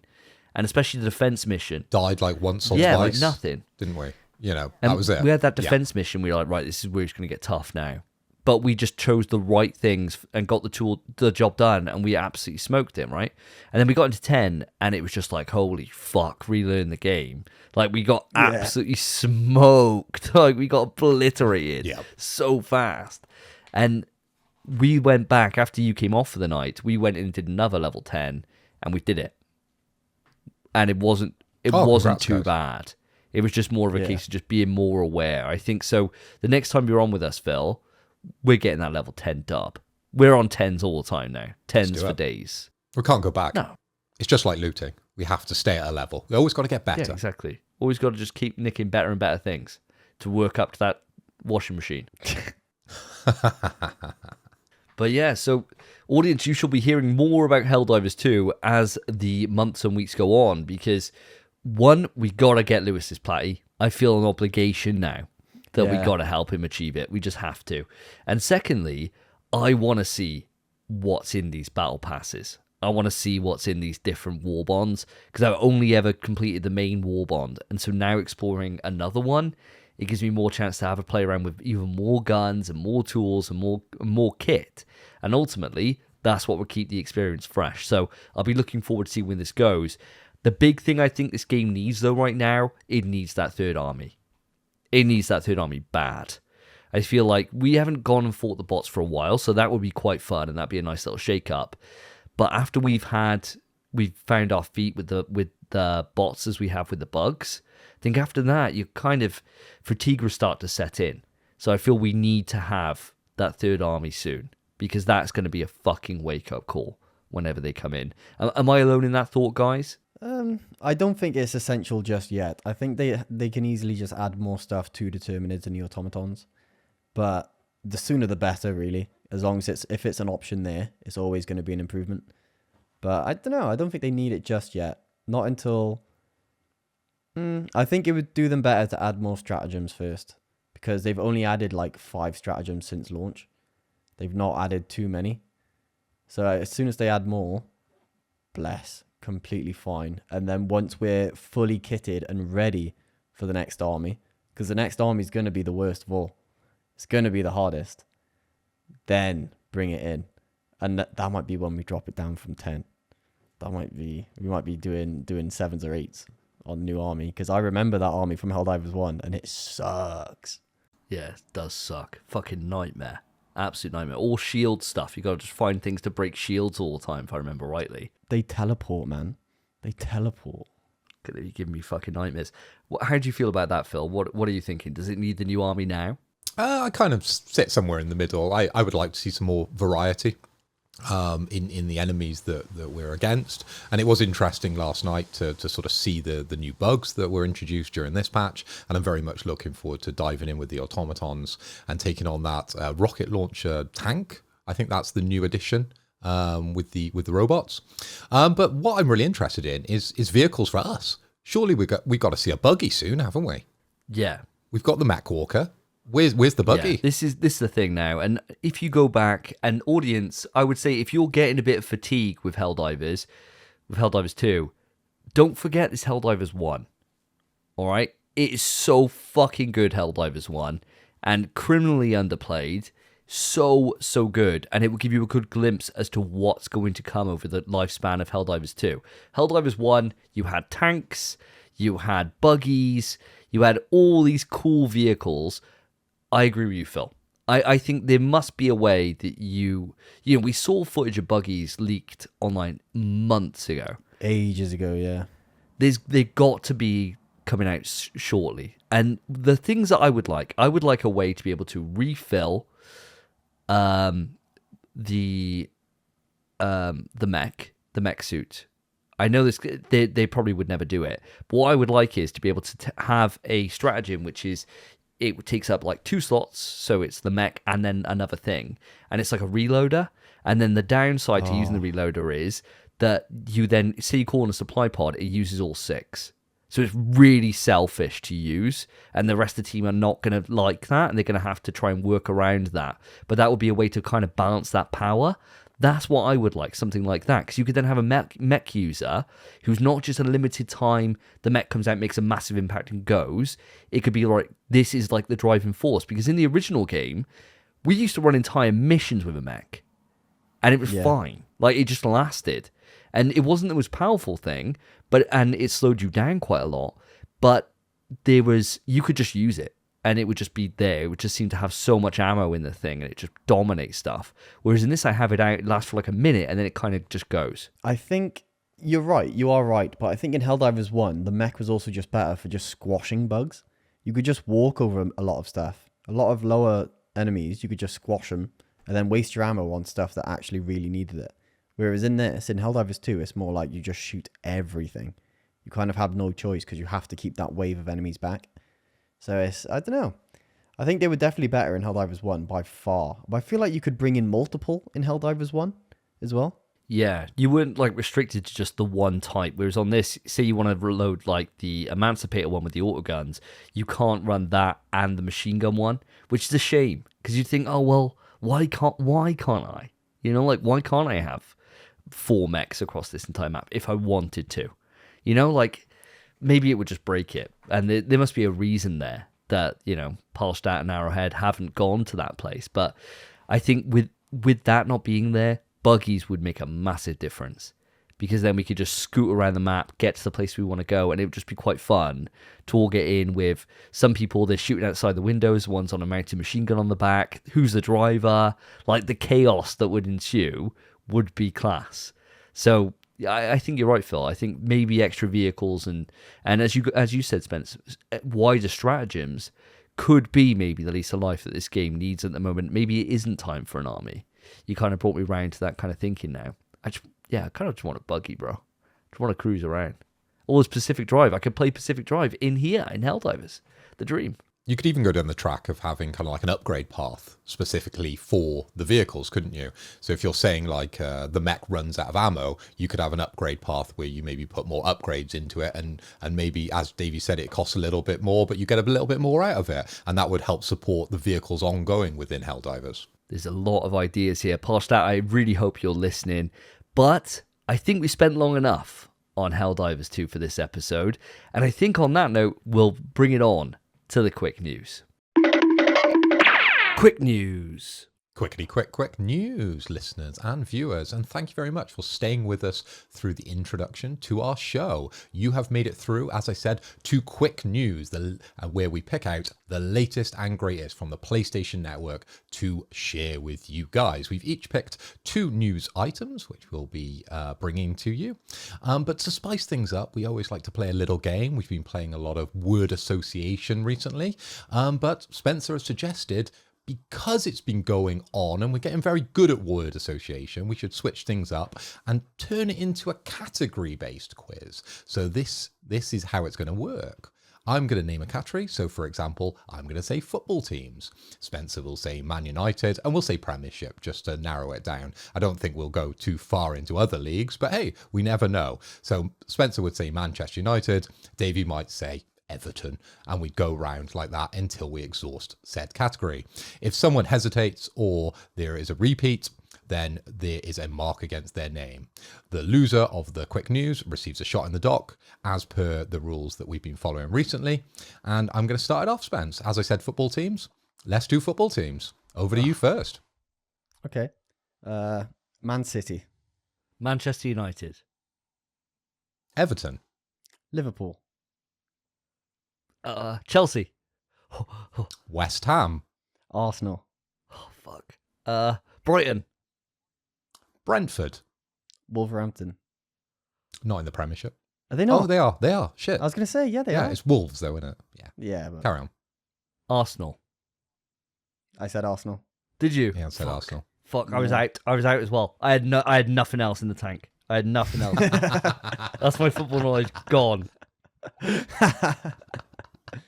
Hang on, before we move on, did we resolve last episode the Nemesis query? Well, I can tell I think you were haven't listened. correct. Yeah, we have not. You have obviously not listened to the last episode. I haven't of the listened show. to it yet. No, not yet. No. Well, thank you for making me edit that, by the way. Thank you for that. And I heard it and I was like, fuck. It came about, Nemesis came about because we were talking about theme parks. And so it Yeah. came up as a ride Yeah. at Alton Towers. And so Alton I was Towers, like, oh, as soon as someone said Alton Towers and then Nemesis, I was like, oh no, that's why we'd make that leap. That's why we'd make that leap. So you were completely bang on. So yes, I took the shot from the last episode. And as things are going, it looks like it's going to maintain that same cadence. So hopefully we get some good categories in here. Quick news. So, lads, listeners, we have once again for everyone the PlayStation Plus monthly games. For August, the games are as follows. We have Lego Star Wars The Skywalker Saga for PS4, PS5. We have Five Nights at Freddy's Security Breach, PS4, PS5. And for only the PS4, we have Ender Lilies, Quietus of the Night. Fuck knows what that is, but I'm familiar with the other two games. Boys, do any of these stand out to you? Any you're going to be whacking on the download? Phil, over to you first. None of them stick out to me in particular. I'm not a big Lego guy or Five Nights at Freddy. Neither of those sort of franchise interest me. Lego Star Wars is 82% on Metacritic. Five Nights at Freddy is 64%. So neither of those pique my interest with that one. But Ender's Lily, I did a bit of research because like you, I'd never heard of this game. And this is the highest out of the three for the Metacritic. This is 86%. And it is a side-scrolling RPG. Surprise, surprise. So that's the type of game you'll be getting if you download Ender's Lily. Probably not going to. I think this is a bit of an L, guys. Damn, so none of them. None of them. Damn. Have to be honest. Fair enough, mate. Fair enough. Davey, what about you? Two of these, mate. Two of these really tickle my pickle. The first, Star Wars, The Skywalker Saga. Lego game. Great games to play with Cass. So I can sit down, lots of humor. We could just sit down, play him through. He doesn't know Star Wars. It's not something that I've shown him yet. And I think it would just be a nice little introduction. You know, we could just play it and then be like, oh, do you want to watch the movies? At the moment, he's obsessed with Inside Out and Inside Out 2. So if I can get him away from watching that, he's too focused on emotions at the minute. I need to get him back to not thinking about that and just thinking about how hot Princess Leia is in that bikini. And so we need to start watching Star Wars. And that's going to be the path that sets him on to becoming a man. Outside of that, Ender Lilies, which you guys have very just shot to the curb here. This game is more so, it's an action RPG. So it's more like a Souls game than anything else. I've watched a couple of trailers for this. It looks fucking awesome. The combat looks really, really good. And I'm really interested in it. The thing I haven't looked at, and this will be the game kind of changer for me, is the length. If it's really long, it's going to be one of those ones that I say I'm going to play, I never do. If it's like 20 hours or 30 hours, there's a chance that I could pick this up after I finish Pacific Drive. Because the other games I've got to play on my backlog are much longer experiences. And I kind of want to have these, I say shorter, like 30 odd hours. I kind of want to have those kind of experiences at the moment before I sink my teeth into Jedi Survivor, which I've got up there. So this is where I'm kind of going at the moment. But those are the two for me. That's fair. I think, Phil, you and I have both just Googled how long it takes to beat Ender Lilies. And if you have, would you like to lay it on Davey? Let him know. Well, sure. I think you'll be playing it, and I look forward to your update in 2 weeks' time, because this has a length of 12 and a half hours if you are to complete the game. And if you want to do 100%, so meaning the platinum, which I'm sure you will do, 21 hours. So Lovely. see if you can fit that into the next 2 weeks. Fantastic. Well, I've got a bit of an issue in that I've just been given 2 codes for review. The first is Conscript, which came out a couple of weeks ago. Which is a World War I survival horror game. Apparently amazing from everyone that's played it so far. They sent me a code. I didn't apply for it until really late, actually. And so they sent me a code through for that, which I've redeemed. So I want to play that. And also, shout out to the boys over at P-Cube, the same publisher who do Tormented Souls. They sent me a review code ages ago for a White Day, which I reviewed about a year and a half ago. It's a game about you're in a Japanese school and it's first-person ghosts. It's really quite fun, really, really unique. Number 2 comes out in 2 weeks' time, and they've just sent me a code for that and said we'd love your review. So I need to play these other games and squidge these in, and then I'll get to Ender Lilies. So I'll talk about it soon, I'm sure. Interesting you say about codes, because you're not the only one who has been given a code. I wasn't gifted this, I just applied for it. And I've got onto the beta, I believe it is, for 2XKO. So shout out Riot. So I'm going to be playing that. And I think I have some extra codes because I've been invited. I think I can bring along a friend. So who is my best friend? We'll have to work that one out. We'll see what happens in 2 weeks. I'm able to play it from the 8th of August to the 19th of August. I will, Phil, be joining you on this endeavor because I also got a code for this. There we go. I had the email earlier today. The only issue is I don't remember my Riot logon. I only created a Riot account when we played that one mess around on League of Legends. So my name's like... Where you played as Master Yi. Yeah, so my name's and you something tried like... to run it up mid. So my name on it, I didn't even know what my Riot account name is until it said, welcome YTS Jumanji to the beta. And I was like, YTS Jumanji? And I remember because I always wanted to play in the jungle I know why. as Master Yi, right?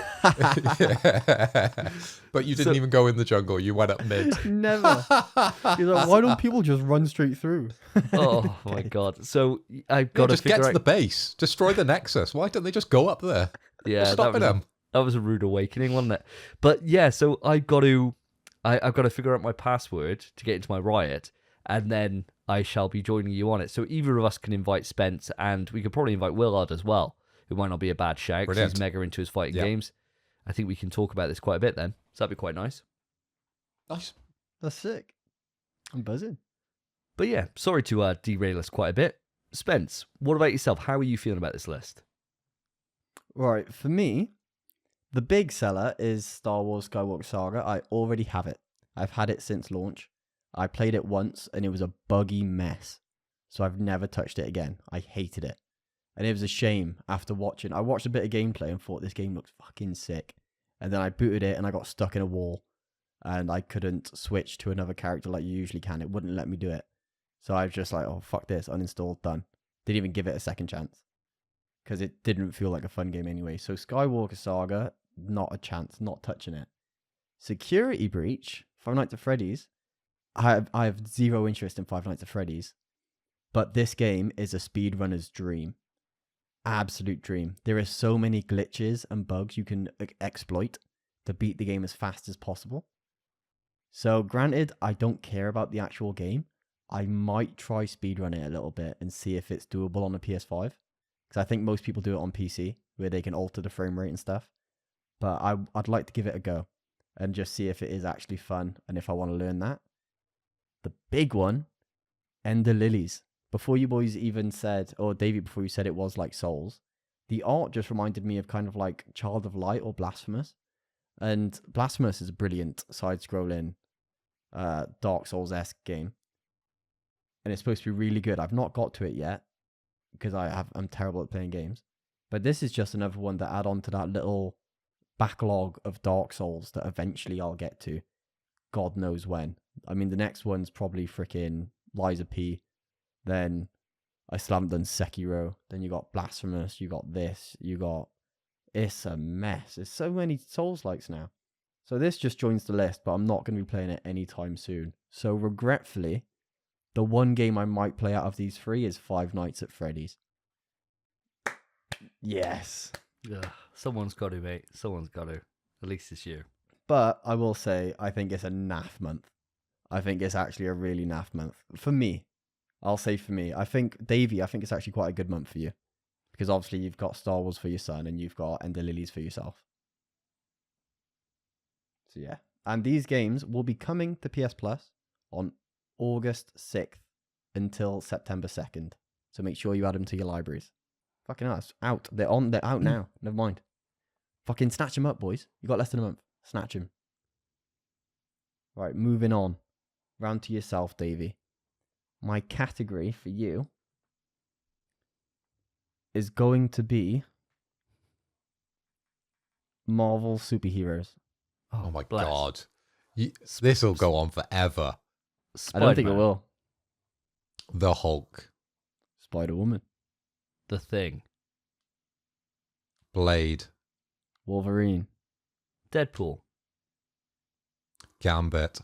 X-23. Storm. Beast. Nightcrawler. Cyclops. Professor X. Colossus. Venom. Magneto. Falcon. Winter Soldier. Mystique. Cap.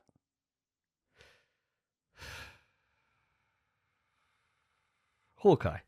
That's hesitation. That is short. That is For Marvel superheroes as well. long. Marvel Do you know- superheroes. do you know Just what? look on your t-shirt, bro. Dude, I got in my own head. Look 'cause I was thinking- down. No one said Iron Man, Doctor Strange. No, I know. The reason why I stumbled is I was thinking about doing a call out, and I remember that if we do a call out and it doesn't get picked up by the group, it results in a loss. So then I was thinking, should I call out? Should I not? Should I call out? Should I not? I was thinking about we started getting into villain territory, right? And like Magneto was coming up, Mystique was coming up. I was thinking these aren't Marvel heroes, right? That's these are true. Marvel I didn't think about characters. that. And so I was thinking about the call out, and then I was thinking, is it too late for me to even do the call out now? And then I was like, oh my God, I'm taking forever, and it was over.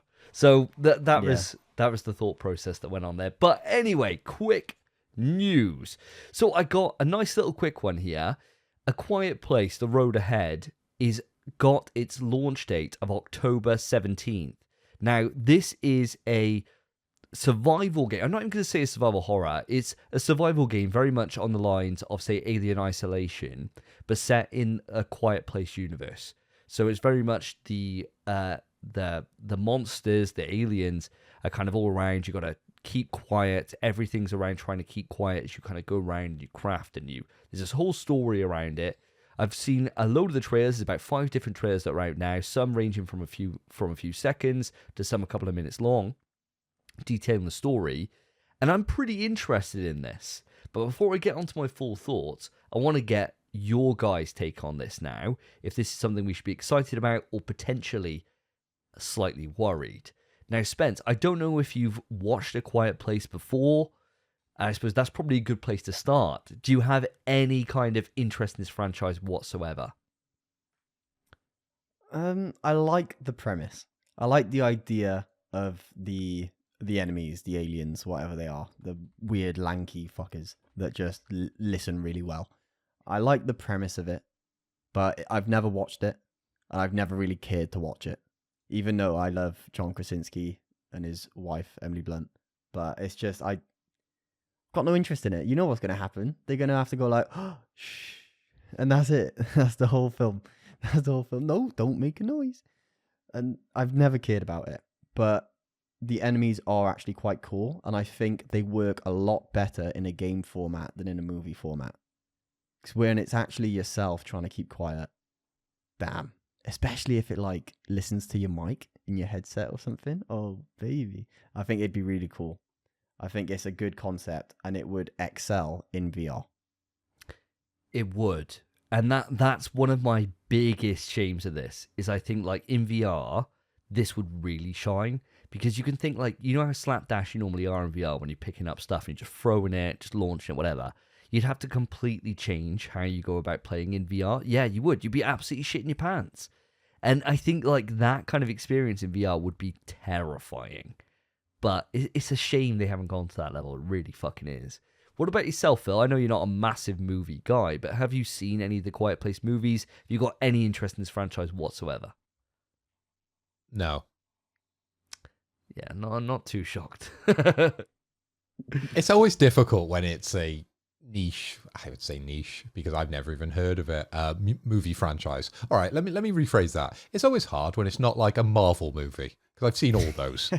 You know, if it's not a Marvel film or a Saw film or like a Game That Cannot Be Mentioned film, I've probably not seen it. Maybe the Transformer films, some of them, well, one of them I've seen, because there's only one, isn't there? But outside that, I just really haven't watched a lot of films in my life. So when you're picking me on things like this, not a clue. Didn't even know it was a film. If you had come to me first, I wouldn't have known this was a film. Wow. Well, have you seen the trailer? What did you think of it if you have? Again, I wasn't interested in this one, so I didn't Fair. go through with this. So yeah. Oh, fair enough. Well, to be fair, in some of the early trailers, you really haven't missed an awful lot. The basic premise, mate, of A Quiet Place, there's 3 movies that have now been out for it. 2, a first and then a sequel, and then there's a prequel about the invasion. The basic premise is these aliens that have arrived on Earth, they can't see, they just hear really, really well, and they hunt through sound. And so the entire thing is trying to be quiet. So these people have like adapted their lives around being quiet. So they're barefooted everywhere. They got like blankets over the floors, that kind of thing. And the movie always takes it to the fact that somebody's got horrifically bad asthma, or the woman's pregnant, so she's got to give birth in complete silence, and they got a baby. So how do you manage a baby in silence? It's like, it's all these cool little things they do. And it's a really interesting kind of world, even if there's more plot holes than you could ever. Yeah. Ever I was about think to say the only thing I know of it, I've seen a few scenes of the first film, but they're in a world, well, they have to stay quiet, right? And their son's only toy that he's carrying is this rocket it has to be the loudest toy I've ever heard in my life, because it just goes,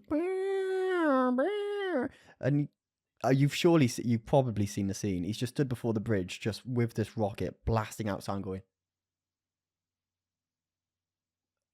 what the fuck? Yeah. Why have they let him have this rocket? The thing you don't understand, so that's right at the start of the movie on the first one. So no spoilers. It's like 5 minutes in. They go into it. They're looting. They are, and they're going through they're not looking at washing machines. They're straight in there looking at like things they actually need. And the kid picks up this rocket, It up, and the mum says no. The mum says no, like put it down, because she knows obviously it's gonna be a fucking toy. It's gonna be loud. No. And then the sister, thinking she's being nice, puts it in his bag for him. And then the kid then, when they're walking along, just pulls it out of his bag and starts playing with it, and just gets fucking killed. And that's like 5 minutes in. And it's like, fuck. Great opening. He gets annihilated as well. Yeah, he gets written off. Yeah, he gets murked. And he's like 2 feet away from his dad as well. His dad just watches his son just vanish. Yeah, mate. Grimmo. Great film, that. Really good film, and the second one's really good. I haven't seen the third one yet, but highly would recommend. Now, going back to the game, I am curious on this, but I am concerned. Now, the developer is Storm Mind Games, right? Now, I've looked these guys up because I wasn't familiar with their work, and there are a couple of games here I've heard of. Now, Remothered, they do the Remothered series where they've done. They did one game which is like a kind of survival-ish horror, not really, but it's like a spookier game. That came out in 2020, and then they had DLC that launched alongside it. And I remember hearing about that at the time and hearing a bit of buzz about it. And then recently they had a game called Batora Lost Haven. I've never heard of that in my life. And now they're coming up with A Quiet Place. Now, these guys have won a couple of awards. So they've won awards for being Best Debut Studio in 2018 for Remothered. And they've won an award for the best Italian studio, right? So small things, but it is quite nice to see for a new developer. The thing that's setting off alarm bells is this is being published by Saber Interactive. And every time I think of Saber Interactive, I feel like the game is going to be mid. And that's probably not fair, because I think Saber may even be the publisher for the Warhammer game. 40k. They may even be the publisher for that. Let me have a little look. Developer, Saber Interactive. Saber, yeah. Every time I think of Saber, I think over the years, they've always just been a bit gash. And they published Ghostbusters, the video game remastered, and that game is heat. Yeah? They did World War Z as well. That's supposed to be good. So maybe my thought process is flawed here. But whenever I see them, I always just feel like, I'm not too sure. And that now is probably, especially by October, we'll have just played 40k Space Marine. So judging by how well that does, that may fill me with more confidence. But what I would say, audience, is the pre-orders are up for this. I would probably advise just hanging fire for the minute and just play this one cautious. It's setting off my alarm bells. And the last time I ignored them was on Lurian's advice, and it fucked me over when we bought that game for VR, Spence. So my alarm bells are going off. My shit game sense is ringing. Keep your eyes on this. I'm interested. Don't hit the button. Wait. Just wait and see what we got in store. I was going to say as well, this game, looking at it, it reeks of PS Plus in like 2 or 3 months. It reeks of it. I don't think it'll be long until it's free. So just, and if you don't buy it, it'll be even sooner. So just wait. Don't do that. That's rough. That's grim. Just wait. That's rough. Wait till the reviews are out. See how it gets picked up by the critics, and then use that to inform your decision. Always the best way. Although, Saber, if you want to chuck me a code, I'll play it beforehand, and I can at least give you your thoughts on the show. So we'll see what happens. We'll see what happens here with this one. But one to certainly keep an eye on at the very least. Now, moving on with categories. Let's go to ice cream flavors. Phil, going to come across to you. Vanilla. Strawberry. Mint. Peach. Chocolate. Peach. I've said peach. There's not a peach. No. There's not a peach ice cream, bro. Of course there is. You ever been to Italy? That's not an ice cream, though. That's not an ice cream. And I said peach. Thank you. I said peach. Spencer Phil accepted said peach, it. mate. Phil said peach. Don't call me out on this. What do you want about? That's the rules. You can't repeat answers, mate. That's crazy. Yeah, you can't have peach as well. I don't want peach. It's not. Surely that's not. That's like gelato, yeah, but not an ice cream. I've said peach is one of the funniest things I've heard.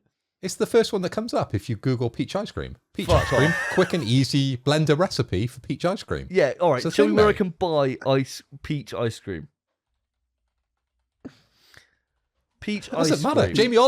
Jamie Oliver did a fucking peach ice cream. I'm on it now. Nothing's coming up. so funny. Literally nothing. It's all homemade ice cream recipes. No one sells peach ice cream. That wasn't a stipulation of your category. You just said ice cream flavors. Oh, fuck. And I And- did as well. You've just repeated what I said. So you can't have peach.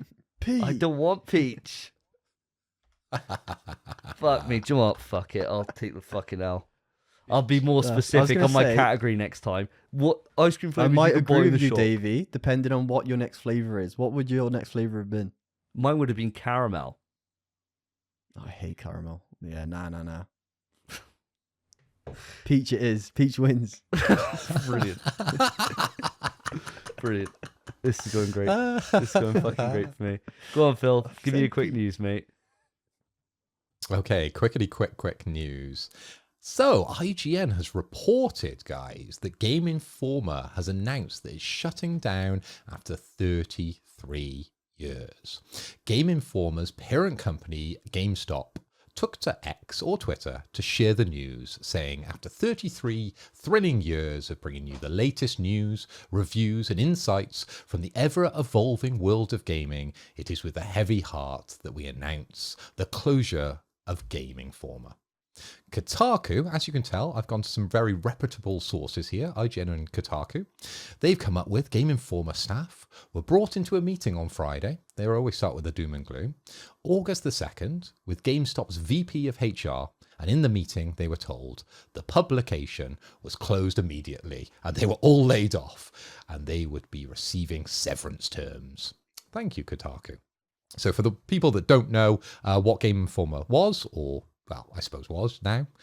Game Informer was an American monthly video game magazine which featured articles, news, strategies, reviews of video games and game consoles, and it debuted in August 1991.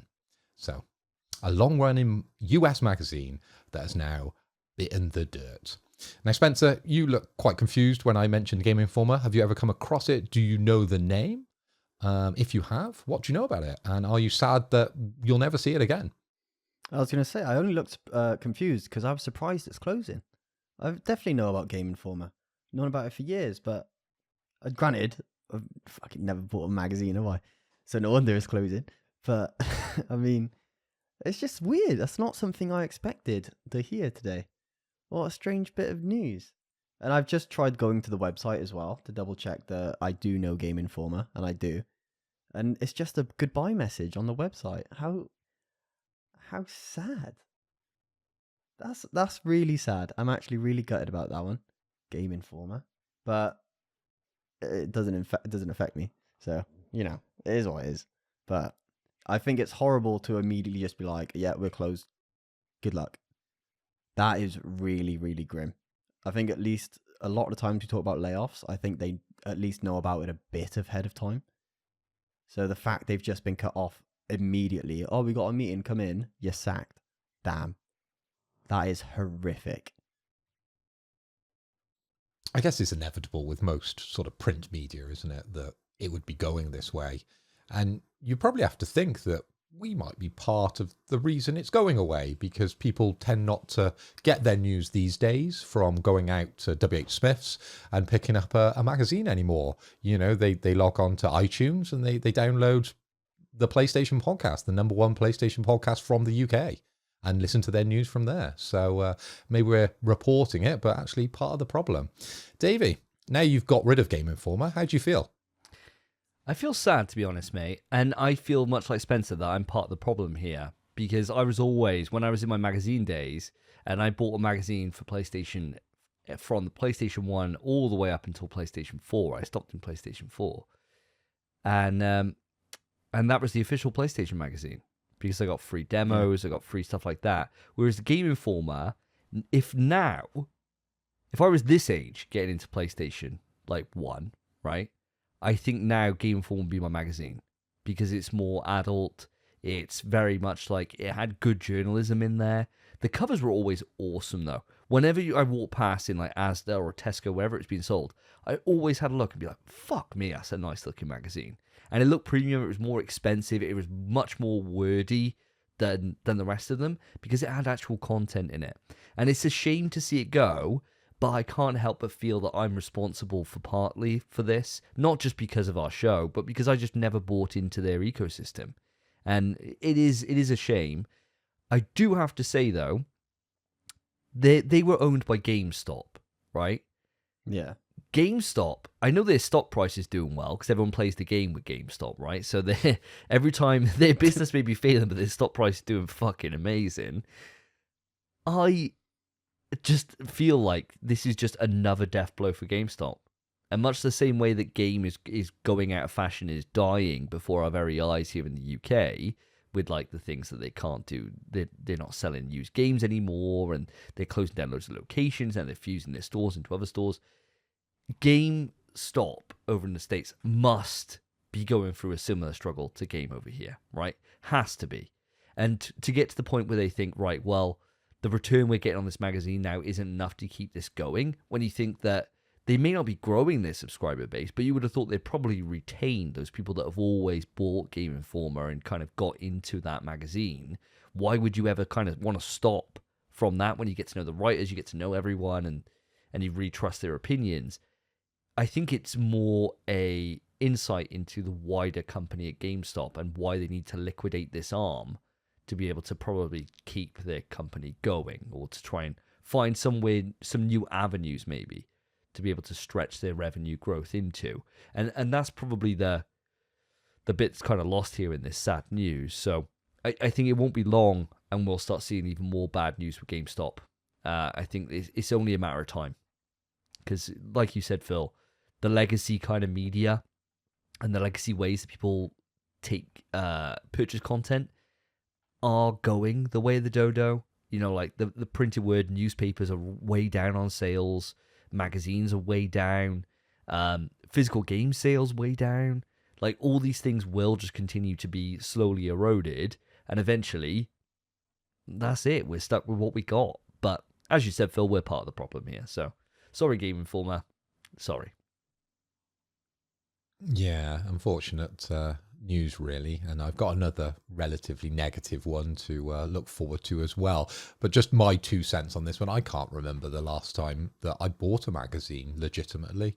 I might have been given one, or, someone else thought that it'd be interesting for me to read. But I can't remember the last time I went into a newsagent's, or, as you said, Tesco or Asda, and picked up an actual physical magazine. I used to buy them all the time when I was growing up. Used to go in, get my White Dwarf, another Games Workshop reference there, and then I would buy the PlayStation official mag. I've got a massive stack of those magazines sitting up in my loft. I'm sure they'll be worth money one day, or at least the hoarder in me tells me that. I think I only ever really had a Game Informer when I was like traveling.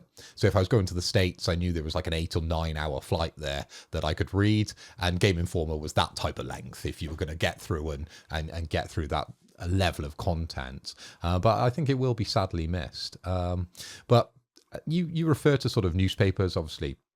Sales are sort of going down in that area as well, because it's all online. And what the newspapers have done is more that subscription method these days. And even if you want to go to the website, you kind of have to pay a subscription to read, for example, like I think it's the Independent that does it, where you have to go online and pay a subscription to actually read the full article. I think you can go on there and you get a slice, you get a quick description of what the article's about. And if you actually want to read it, pay the subscription to see it. So maybe that could have been a tactic to try and save them, but no, I've got to agree with you, Davey. GameStop's on the way out, isn't it? Anyway, so I think they're just, just trying to hang on for as long as possible, and getting rid of Game Informer just kind of made sense financially, unfortunately. Anyway, on to my next category.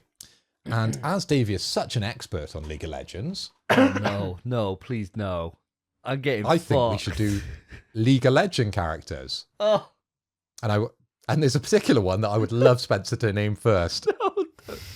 I'm not gonna do him dirty like that. I won't do him dirty like that. Have you round for me on next round anyway? I've only got one, bro. Yeah, exactly. Let him survive a round, mate. Let him survive a round. My start, yeah? Yep. Darius. Master Yi. Ash. Jinx. Fuck me, I don't know. Can I have a guess? Can I have? Yeah. I'll have as much time as I want. There's a lot of characters. I'm giving you a big clue. 3. 1, 2. Think of the shape. It's letters, not numbers. Letters. 1. Ivy. Ivy. Nope. V. Nope. Oh God. Close. Close. Yeah. Oh, It's close. VB. No, it's just that, but pronounce it different. Vi. Yes. Jace. Echo. I'll take the L here. Do you guys want to carry on to see how far you get? No. That's done, mate. That's done. On to the next quick it. news. Brilliant. That was great. We could have gone for long as well. Caitlyn, Nautilus, freaking everyone. Just all of top lane. Yeah. Fucking nerds. Timo. Absolute nerds. Warwick. Turbo nerds, you guys. Turbo fucking nerds. Quick news. So, this is big news for myself, but big news for everyone, really, because it's just fucking massive news. We have finally got a sneak peek of season 2 of HBO's original, well, we say original series, come on, The Last of Us, coming in 2025 to HBO Max. Now, I've seen this sneak peek. I assume you boys have as well. What do you think? Davey, over to you. I just can't fucking wait for this. I can't wait. Everything I'm seeing just looks completely accurate, just like the first season. Surely adapted a few little bits and bobs, but the little glimpses that you see throughout this trailer, this little teaser, just get my dick hard. I really can't wait to see what they managed to pull off here. And from what we know already, that this isn't going to be the full Last of Us 2 story, that it's going to kind of end, and then we're going to get another season to kind of tail off Last of Us 2. I just want to see how they do it. And I am in. Like, the first season was so good that they can just do whatever now at this point, and they got my full trust. And I think it's one of those kind of double-edged sword things where I want to see it because I'm intrigued, right? And I want to be able to talk about it and kind of get in on the cultural zeitgeist. But then on the other side of it, I don't want to see it because I'm already sold. You know? So it's that kind of weird that moment that I'm in at the minute. But yeah, I'm so in for this. It just looks fucking fantastic already, and it's like 15 seconds long. So, it's unbelievable how hyped this got me when I watched it. Hell yeah, mate. Hell yeah. Phil, mate, do you share the same opinion, or do you have a different one? Of course, I share every sentiment that Davey's come out with there, and my intro was from said trailer. It's not a long trailer, but it very much excites and does the job it's meant to do. There's not many series out there that I just absolutely love. There's Game of Thrones, and there's The Last of Us. Now, these two, for me, there's just a level of quality is unmatched, and I just want more of both. At the moment, we've just got to the end of House of the Dragon, and we've got a new series coming out next year with Game of Thrones. We've got to wait 2 years for the House of the Dragon season 3. But season 2 of The Last of Us, oh my God, 2025 is going to be an interesting year. It's going to be 2 series I really want to see. So can't wait. And of course, we want to know how they're going to handle that thing. It is a spoiler. We can't really say it. We can't say it. No, we can't say it because I know loads of people who haven't played the game but watched the series, and they won't know this thing is coming. They definitely won't. They won't see it. They won't see it. Yeah, I just want to watch their reaction. That's the thing I can't wait. I can't wait to watch it, obviously. It's going to be amazing. But I know what's going to happen. I can't wait to see the reaction from people. I can't wait to read Twitter when it happens. Twitter. It's going to be great. I'm rubbing my hands together. It's going to be good. Do you reckon we're going to be in the same place that we were with the game, where there was loads of negative backlash? Do you think that's going to happen? Or do you think that the wider TV audience is going to be, especially as they've had so much indoctrination to the fact that this kind of thing can happen from Game of Thrones and from other loads of media now, do you feel like this will hit for the wider audience the same way it... And let's be real here, the wider audience felt the same way that we did, right? Where it just worked. And it was really fucking sad and emotional for that thing that happened.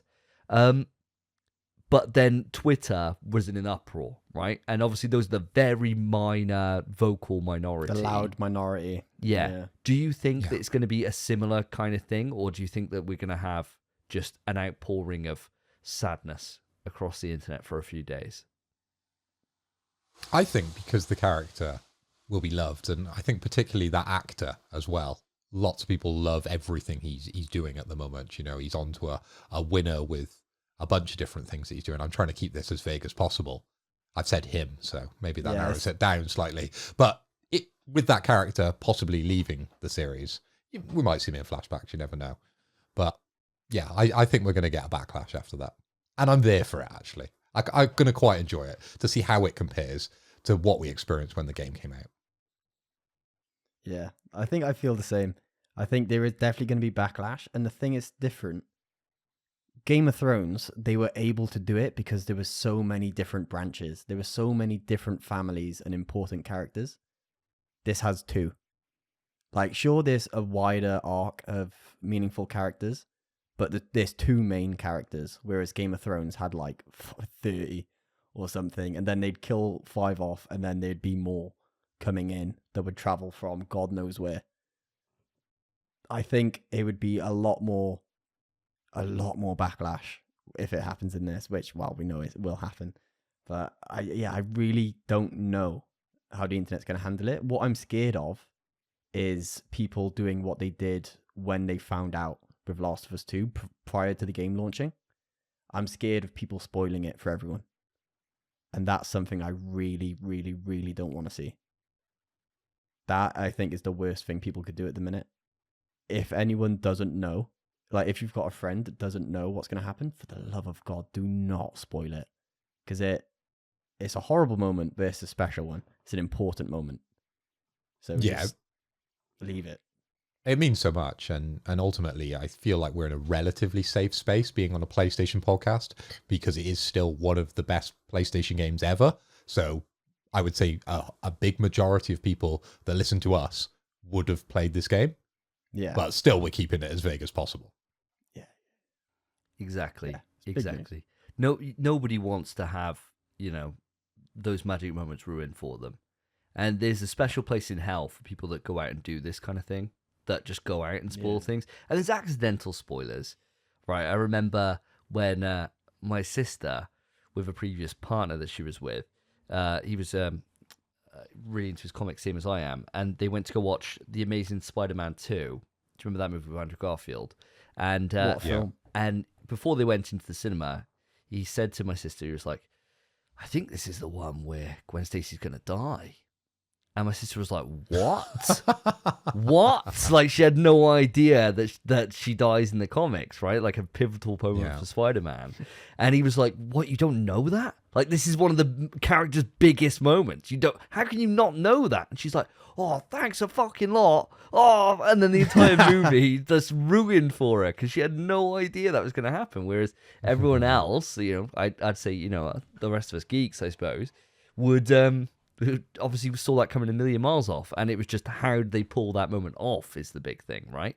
Which is kind of how we're going into The Last of Us 2. So, yeah, please, just whatever it is, don't take it for granted that everyone knows what you know, right? Yeah. No, I'll tell you, it happens. Remember Evo? Like the first Evo is Street Fighter 6, and me and you sat down to watch top 8, and I immediately told you who wins on accident. I just immediately told you who wins the whole tournament, and I was like, oh, fuck. And there was silence. There was just silence for like 20 seconds, and I was like, oh, he's not my friend anymore. I was like, that's it, we're done. I spoiled it. That is like, slip-ups happen, but just be careful with these big... This is way bigger than who wins Evo. This is massive. This is probably one of the greatest shows ever made, or to be made. And it's the biggest moment in the season. Keep it to yourself. For the love of God, don't post it. Don't even... If there's someone walking past and you're talking to your mate who knows, keep it down. Because that person might not. Private conversations. As we're relating this a lot to Game of Thrones, there is a lot of kind of big twists in Game of Thrones. A lot of pivotal characters, as you've remarked, do die in Game of Thrones. I was never spoilt with any of that, and I'm on some horrendous Twitter feeds. So I feel pretty certain that people are quite safe about this one. But again, you never know. You never know who's out there.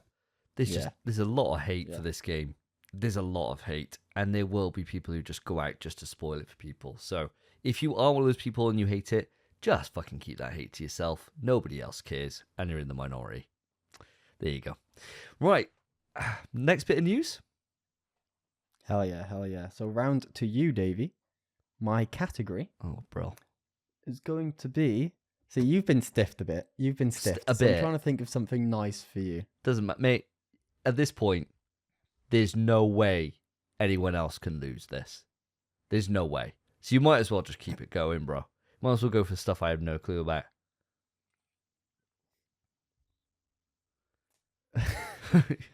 Transformers. Oh, fuck me. Okay, I can do a little bit better with this. I might lose this. I don't know many. Can we include Beast Wars characters in this or no? They are a Transformer. Although it doesn't help me much, to be honest, because I remember what they transform into, but I can't remember their fucking names. Cheetah guy. One's a spider. The thing is, they reuse all the names all the time. So they're technically the same characters, but they're in a different universe. They may transform into different things. They might be on the Decepticons or they might be on the Autobots. They switch a lot. And I only know the originals. I would be at a disadvantage if we included Beast Wars. Beast Wars was never my thing. My brother liked Beast Wars, not me. Yeah, I think that's actually... I'm just straight up OG. Straight up OG. I think we allow all branch of Transformers. Fuck it. Okay. So no one's at a specific advantage, but everyone has their own strength. Okay. I'm nervous now. I've got to get this one right, haven't I? Here we go. I'm going to lose this one, I think, 100%. Right. Oh, so, Davey, over to you. Optimus Prime. Ironhide. Megatron. Starscream. Bumblebee. Fuck. Shit. Fuck. Is that it? Fuck. Fucking hell. I mean, there's 5 behind me that you I could can't probably see 'em. see. I can't. I don't know any of the names. The only Transformers I got is like this Dinobots? cartoon I watched as a kid that my Yeah. uncle showed me. So it was like original Transformers, but I was a kid. The only thing I know other than that is the film with Shia LaBeouf, and that is it. And I haven't seen those since I was a kid as well. That's my that's me. That's me. There you go, Spence. I couldn't believe Davey came out with Starscream. I know. I thought, no Well, way. he knows Starscream's a big character. Yeah. He is big. I remember him. So I knew 4, and they were all gone by that point. So after that, and the problem is, I was thinking then, after including Beast Wars, I'm like, so I know you got a gorilla, I know there's a cheetah, I know there's a fucking dinosaur dude who's for some reason he's everyone else just normal animals, and then there's a fucking velociraptor in there. There's a spider. Well, Megatron's a T-Rex as well. Yeah. Yeah, So it's 2 dinosaurs. yeah, and so I was thinking, what? You got a rhino called Rhinox. Oh, see, I don't remember any of their names. He'd be an easier one. Yeah. Didn't remember any of their names. I had that game on PlayStation 1, Beast Wars, still got it down there. And it was fun. You've got a scorpion called Scorponox, and I believe he's in the game as well. Might be. I always played the cheetah person because they were fast. And and that was it. And I quite liked being fast. And that was it. Quick news. We've got some big news here. Or big news specifically for us, I think, as a podcast. But for the people going to this event, I think you'll be happy as well. Now, Gamescom, as we all know, is happening on the 21st to the 25th of August, happening in Germany, as it always does.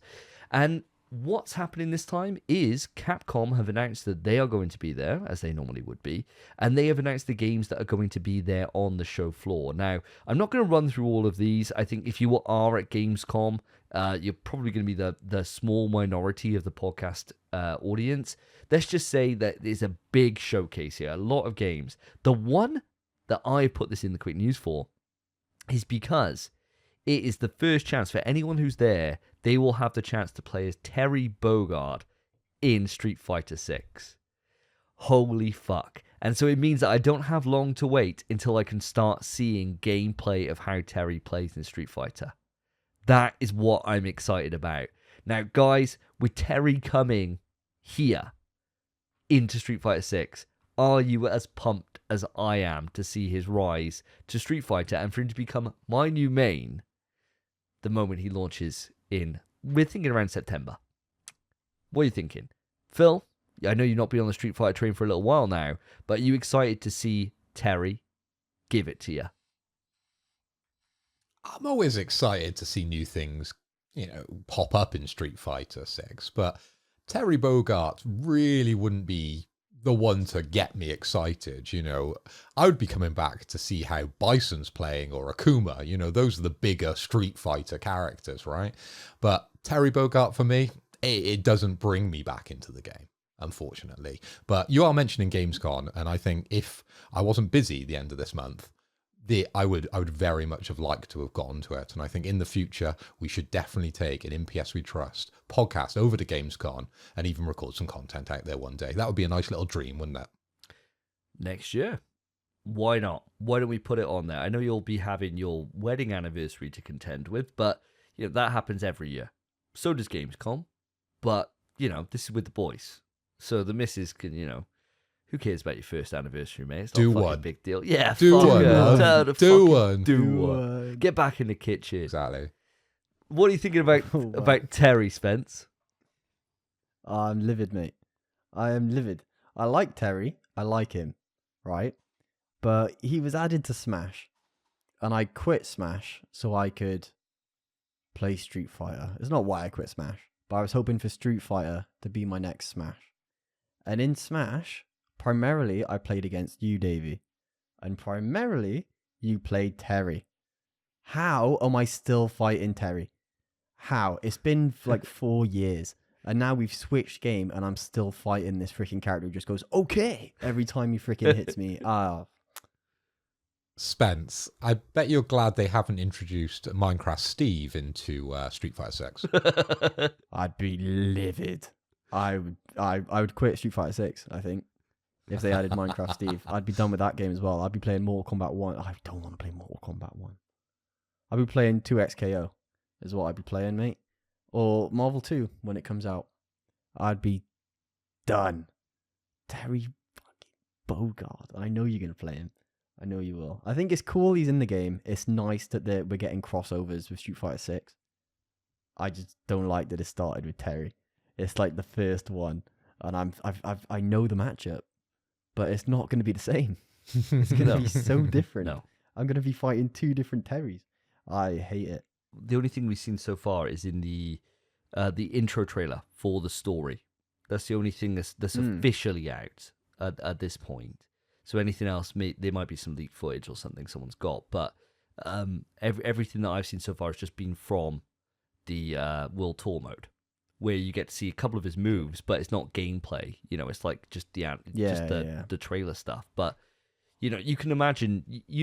His archetype is the same as Ryu's, right? So he's gonna have his fire on the floor, which is gonna be fucking annoying to deal with. It's gonna be great, and he's just gonna be able to burn knuckle. So it'd be playing a mixture between Cammy and Ryu is how I imagine how he's going to play within this, and I think that's going to be fucking fantastic. So we'll have to see. But if you are just like us and you're on the Street Fighter 6 train, you've only got a couple of weeks before people are going to be recording footage on the show floor, and we can see how fucking nuts this character is. And that's what I'm looking forward to. So set your calendar, set your alarm clocks. If you're going to Gamescom, make sure to take some footage. Send it over to us. Tag me in. I want to see it all. Send me the moves. Send me what it is, and I can start learning combos in my sleep. And I can start rolling with Terry the moment he goes live. Cannot fucking wait. Super, super hyped for it. But that is my piece of quick news. And so bring it back round to yourself, Phil, to give us the final piece of quick news. And categories, well, something you don't know very well. Okay, Arnold Schwarzenegger movies. Go. Terminator. Good choice. You've stiffed me as well. Predator. Terminator 2. Terminator 3. Yeah, good guess. What's the one where he's getting an action figure for his son and then he is the superhero? It's a great film. I can't remember what it's called. Oh, what's the one we watched over Daymans? This Commando? is Way whoa. over. No, yeah, Jingle All the Way was the way film you over. were thinking, Spence. Jingle All the Way. I can't what I believe was that thinking. I'm gonna Google you that lost one. before Phil on Arnie movies. Absolutely. What was the watch one where he Arnie was movies. pregnant?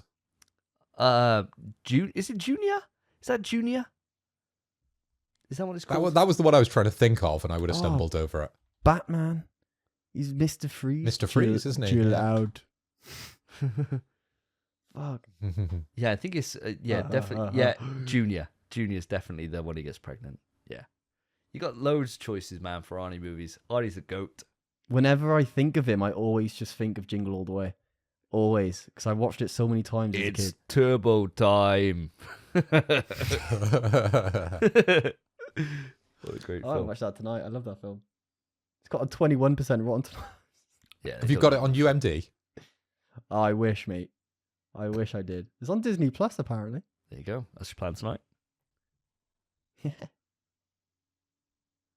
Quick news. And for the final bit of quick news, I've got some information from Jason Schreier, a reporter from Bloomberg, who has tweeted on X that Sony's Bungie is shrinking from 1,300 people to 850.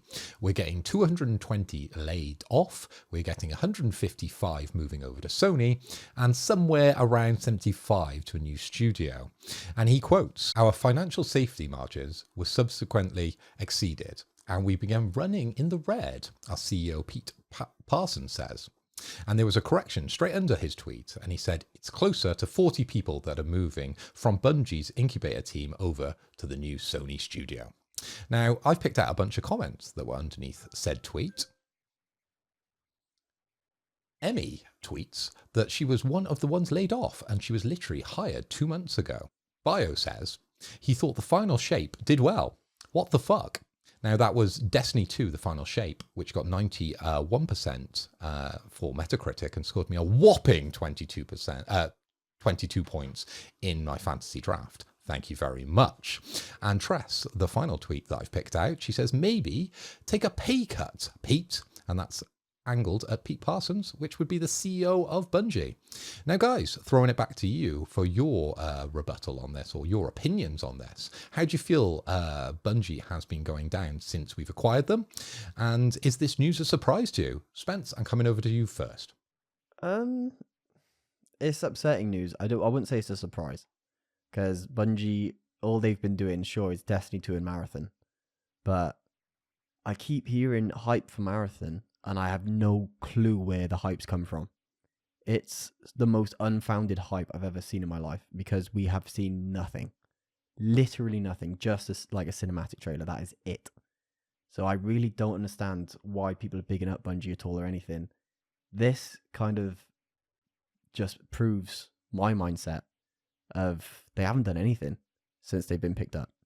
Like, nothing at all. And if anything, it shows that they've done a bit too much and now they can't handle it. But I will say that comment you read, the dig, saying maybe take a pay cut, Pete, it's class. That is a great response. I love that a lot. And if that's from Emmy, the one who's only been there 2 months, class. But getting let go after 2 months being there, horrific. That was from a Tess. She said, Tess. maybe take a pay cut, Pete. Damning comment. That's class. Throwing it over to yourself, Davey. How do you feel about this news? Are you surprised? Surprised? No, not really. We've heard about the troubles that are there. But I think before we get into my bigger points that I've got, I think the actual press release from Bungie goes into a nice little bit of insight here. So if you don't mind, guys, I'm going to read a couple of sentences from this. So this is from Bungie directly. So, today is a difficult and painful day, especially for our departing colleagues, all of which have made important and valuable contributions to Bungie. Our goal is to support them with the utmost care and respect. For everyone affected by this job reduction, we will be offering a generous exit package, including severance, bonus, and health coverage. I realise all of this is hard news, especially following the success we've seen with the final shape. But, as we've navigated the broader economic realities over the last year, and after exhausting all over mitigation options, this has become a necessary decision to refocus our studio and our business with more realistic goals and viable financials. We are committed to 2 other major changes today that we believe will support our focus, leverage Sony's strengths, and create new opportunities for Bungie talent.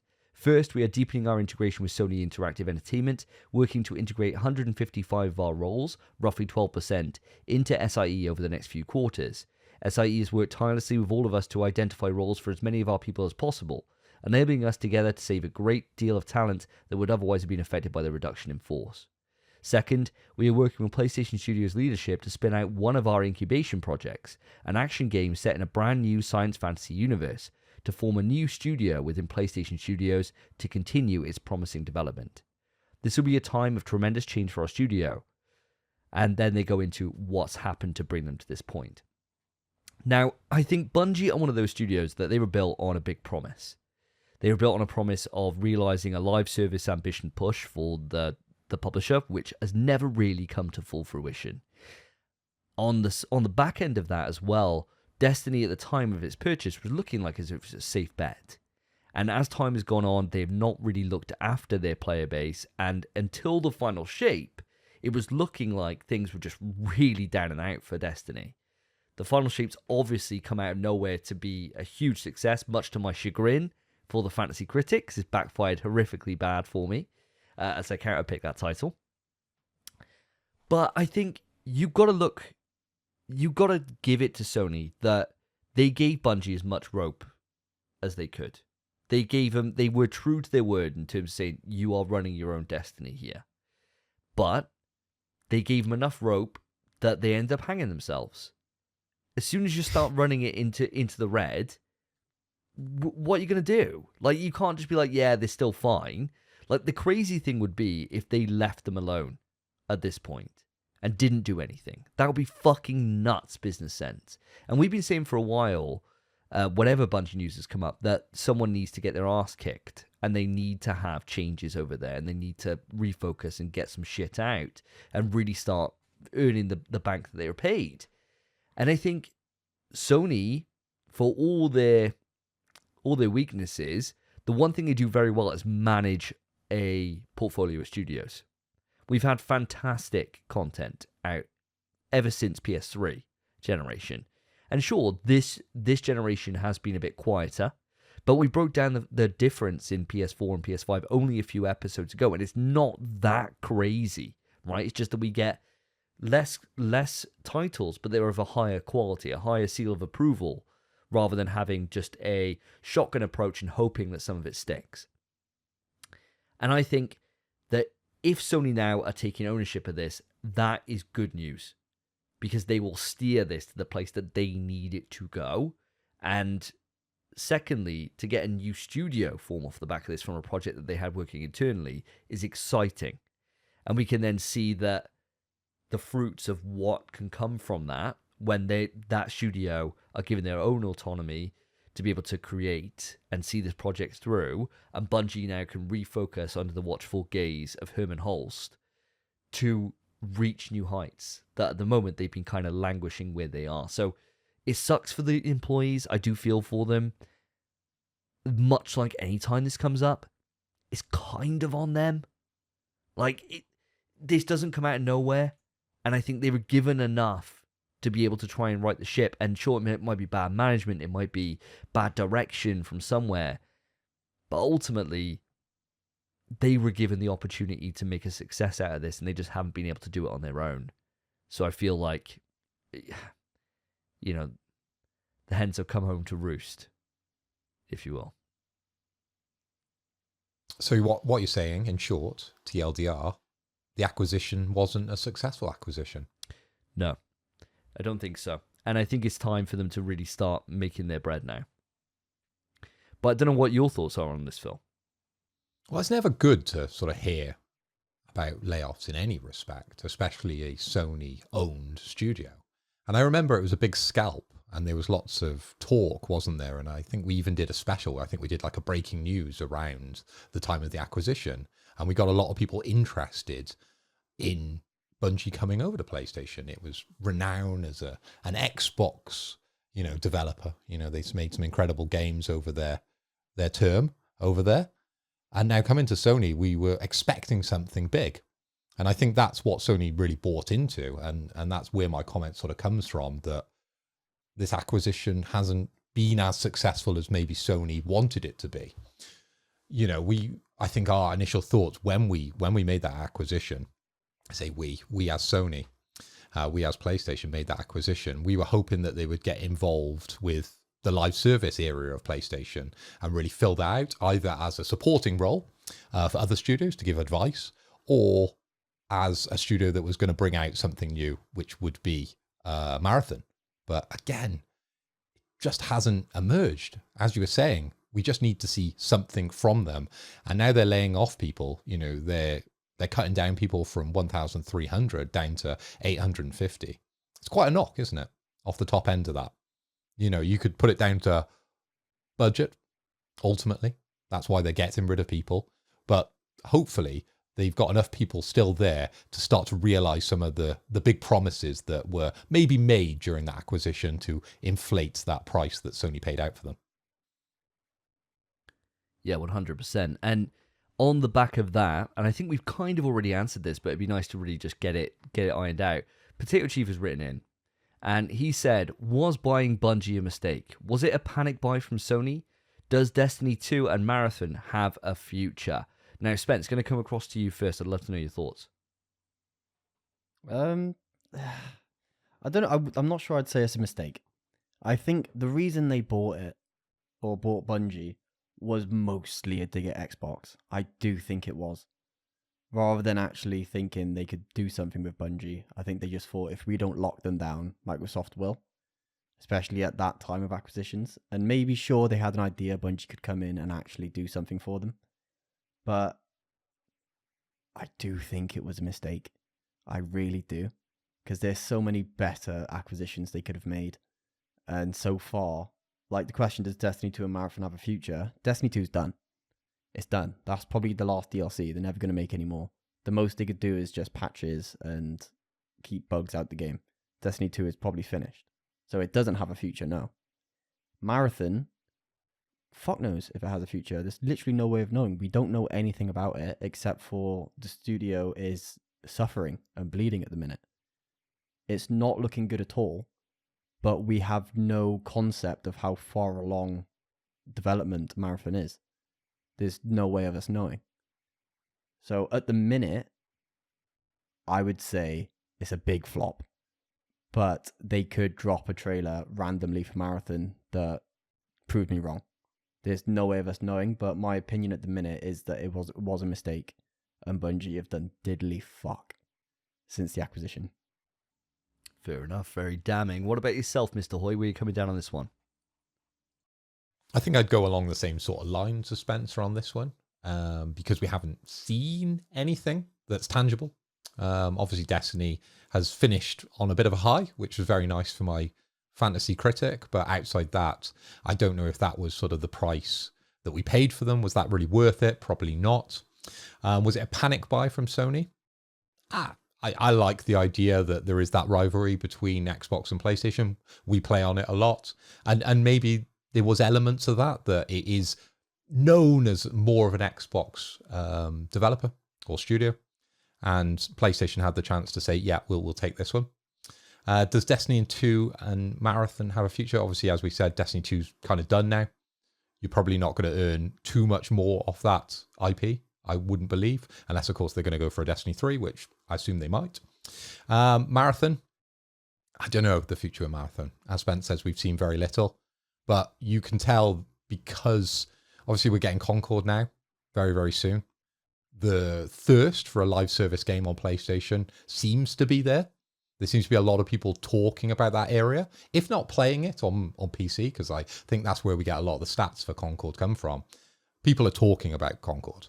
So if Marathon is going to come out and try and get competitive in that space, it's got to be good, because they're going to see the same sort of backlash, I think, that maybe Concord is trying to struggle through. And we hope it does by the end of, by the time it's released. I hope we can turn those frowns upside down on Concord. Marathon's going to experience exactly the same sort of hatred, I think, when it comes out with a live service game on PlayStation. It's going to have to break those barriers the same way. Very well put, guys. I don't know if buying Bungie was a mistake. I think maybe buying it at the time for the price wasn't the wisest decision now in hindsight.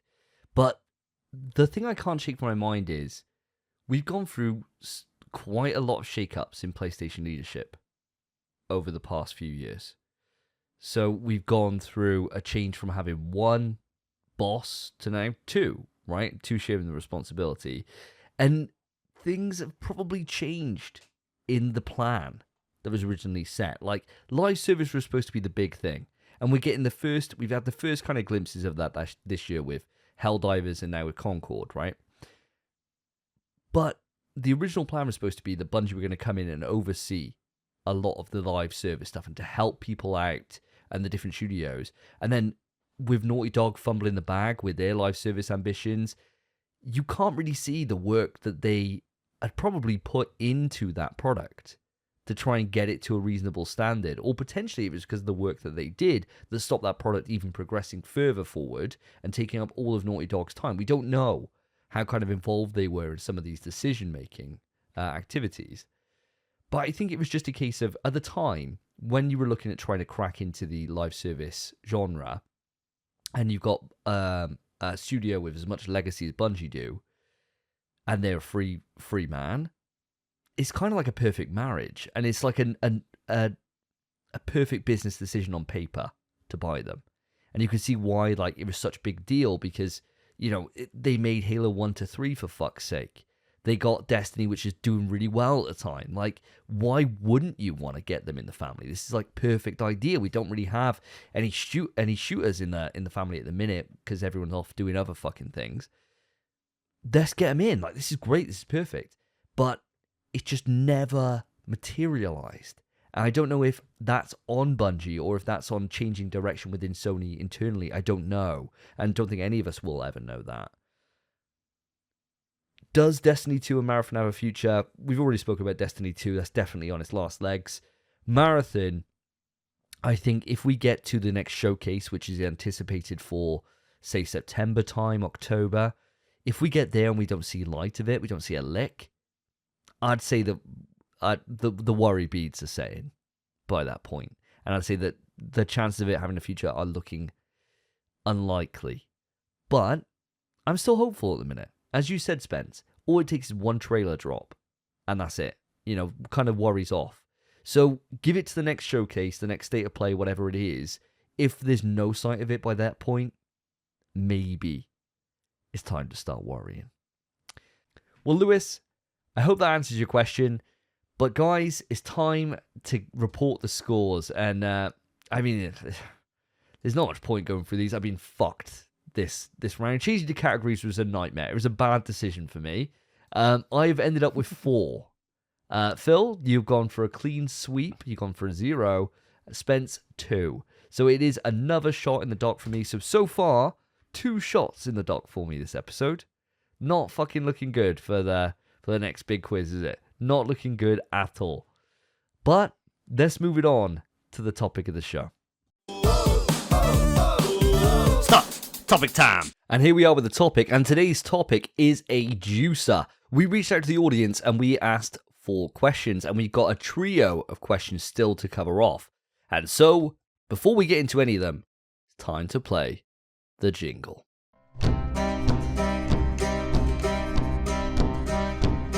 There once was a show some time ago that asked 4 questions every fortnight or so. It became so rare they weren't prepared to have a verse or rhyme. Oh God, I'm scrambling now to get a word that rhymes, so how can I wrap this up? I'll take this mail and go. And so our first question is from the big dick player himself, Maloon. He's written in with a class question here, an absolute chef's kiss. What I'm going to do is I'm going to read through it, and then I'm going to lay out some rules for us, because otherwise I think we can go on super long with these, and we got trio of questions. So, first off, his question. What PlayStation studios need to make... Balloon, first thing, we got to work on your written English here. You've put what PlayStation studios need to make some new IP. It should be which PlayStation studios need to make some new IP. First off, let's just get that in there. Balloon, I know you're working late, you're working, it's a hard old shift, but which and what? Come on, mate, sort it out. You're better than that. And you do it on the second thing, though. Which should not, and just stick with what works. So the question is, which PlayStation studios need to make some new IP? Which should not, and just stick with what works? And he caveats that with saying, I need Insomniac to do something new. No more Marvel, and personally, Santa Monica, if it ain't broke, don't fix it. 20 more years of God of War. Woo! Gotta say, first off, I completely agree with you. I completely agree. And before we get into anything further, I want to know, guys, do you agree with Maloon's statement here? Do you think it's time for Insomniac to do some more stuff outside of Marvel? And are we happy with Santa Monica continuing with the God of War train? Spence, over to you. I prefer it the other way around, I think. I'd honestly prefer it the other way around. Because, right, Spider-Man's just a fun game. It's really fun.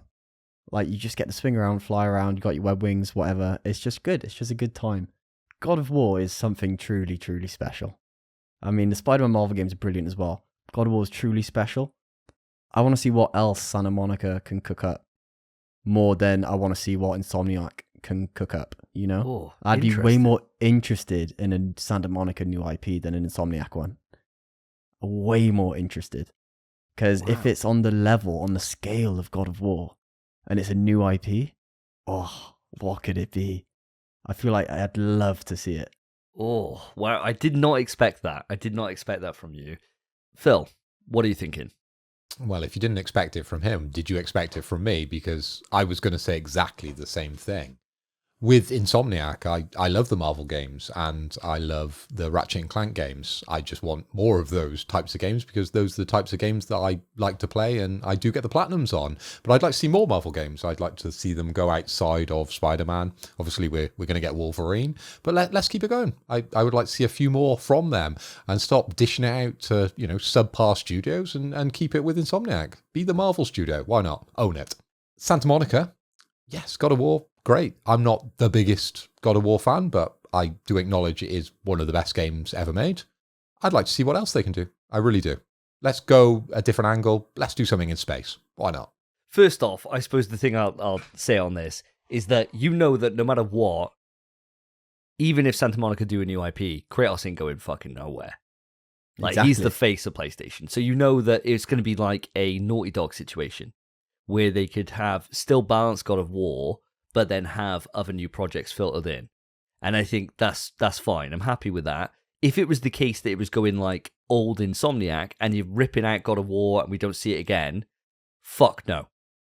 No, it's not worth the chance of a new IP. I want to see what else Kratos has got in store. I want to kill some more gods. The games are only getting better.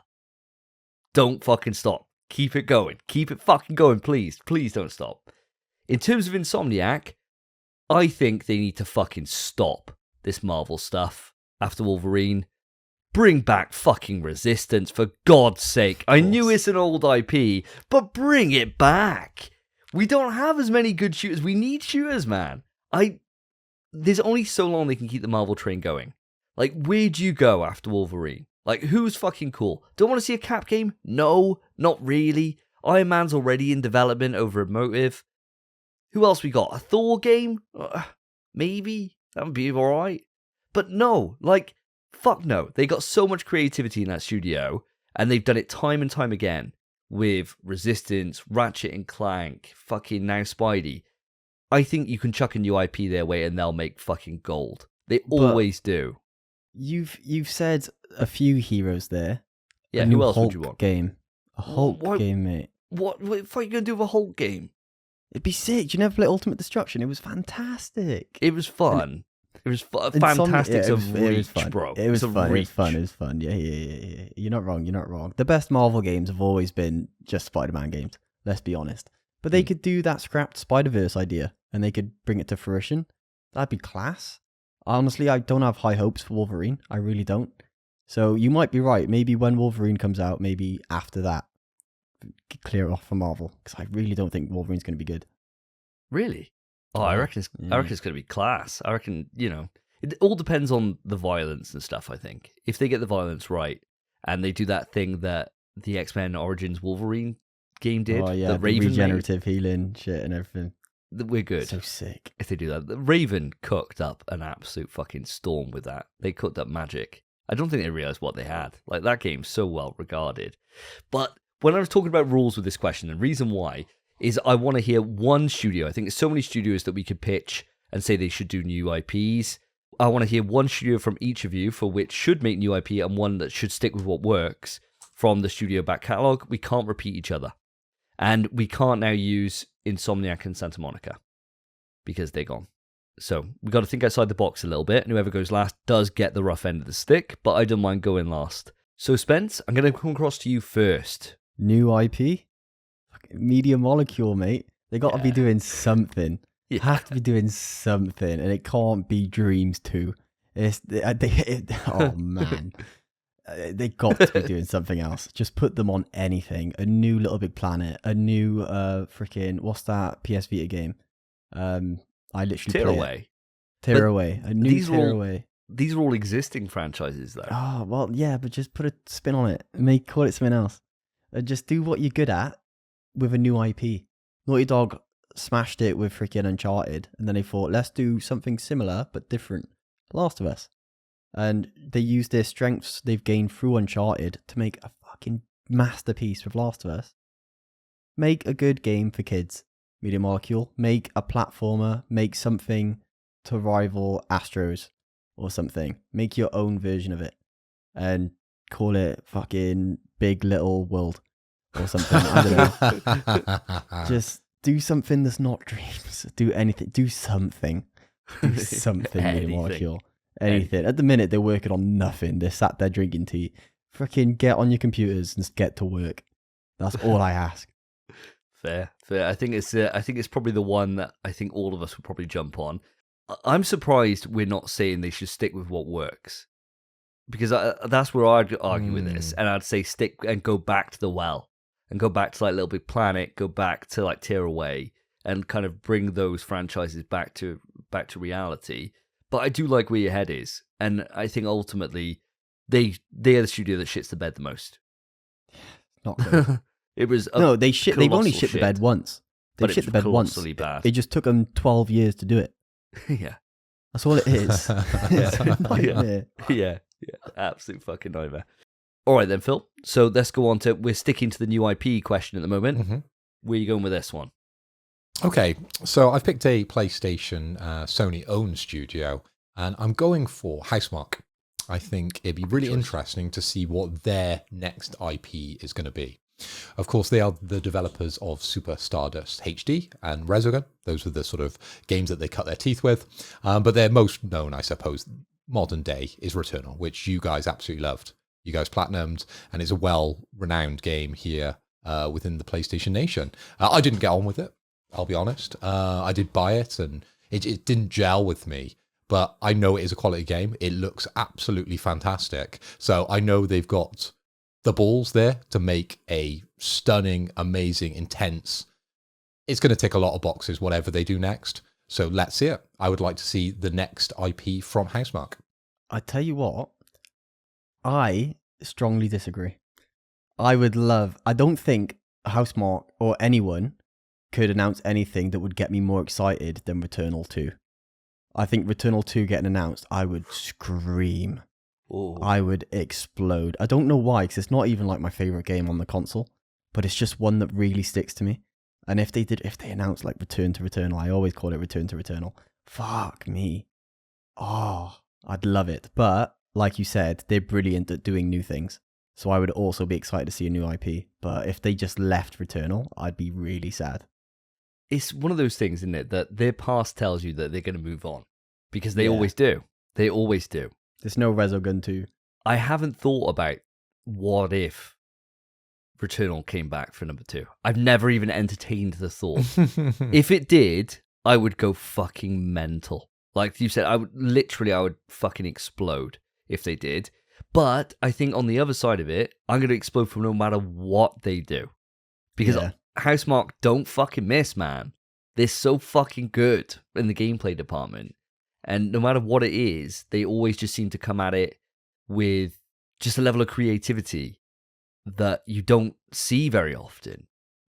So I'm happy no matter what. But I think you're right, Phil. I think it's a good chance that they're going to go off for a new IP. I think it's a very wise choice there. You did get that comic book, didn't you, of Housemarque with Returnal? So there's still some legs there, isn't there? Some interest there. So it could be a possibility that they could be back for a second one and they were just judging it a little bit on the uptake of that comic. I don't know if either of you boys bought it. No, I haven't. I've been thinking about buying the art book for a while, but never have. And I've wanted to buy the LP for a while as well, just to put on the wall. Because I don't even own an LP player. But I just want it just to kind of have it as like a display item, you know? Because there's just not enough merch for Returnal. And I want some Returnal merch. So it's one of those kind of things. Oh, imagine number 2. Fuck.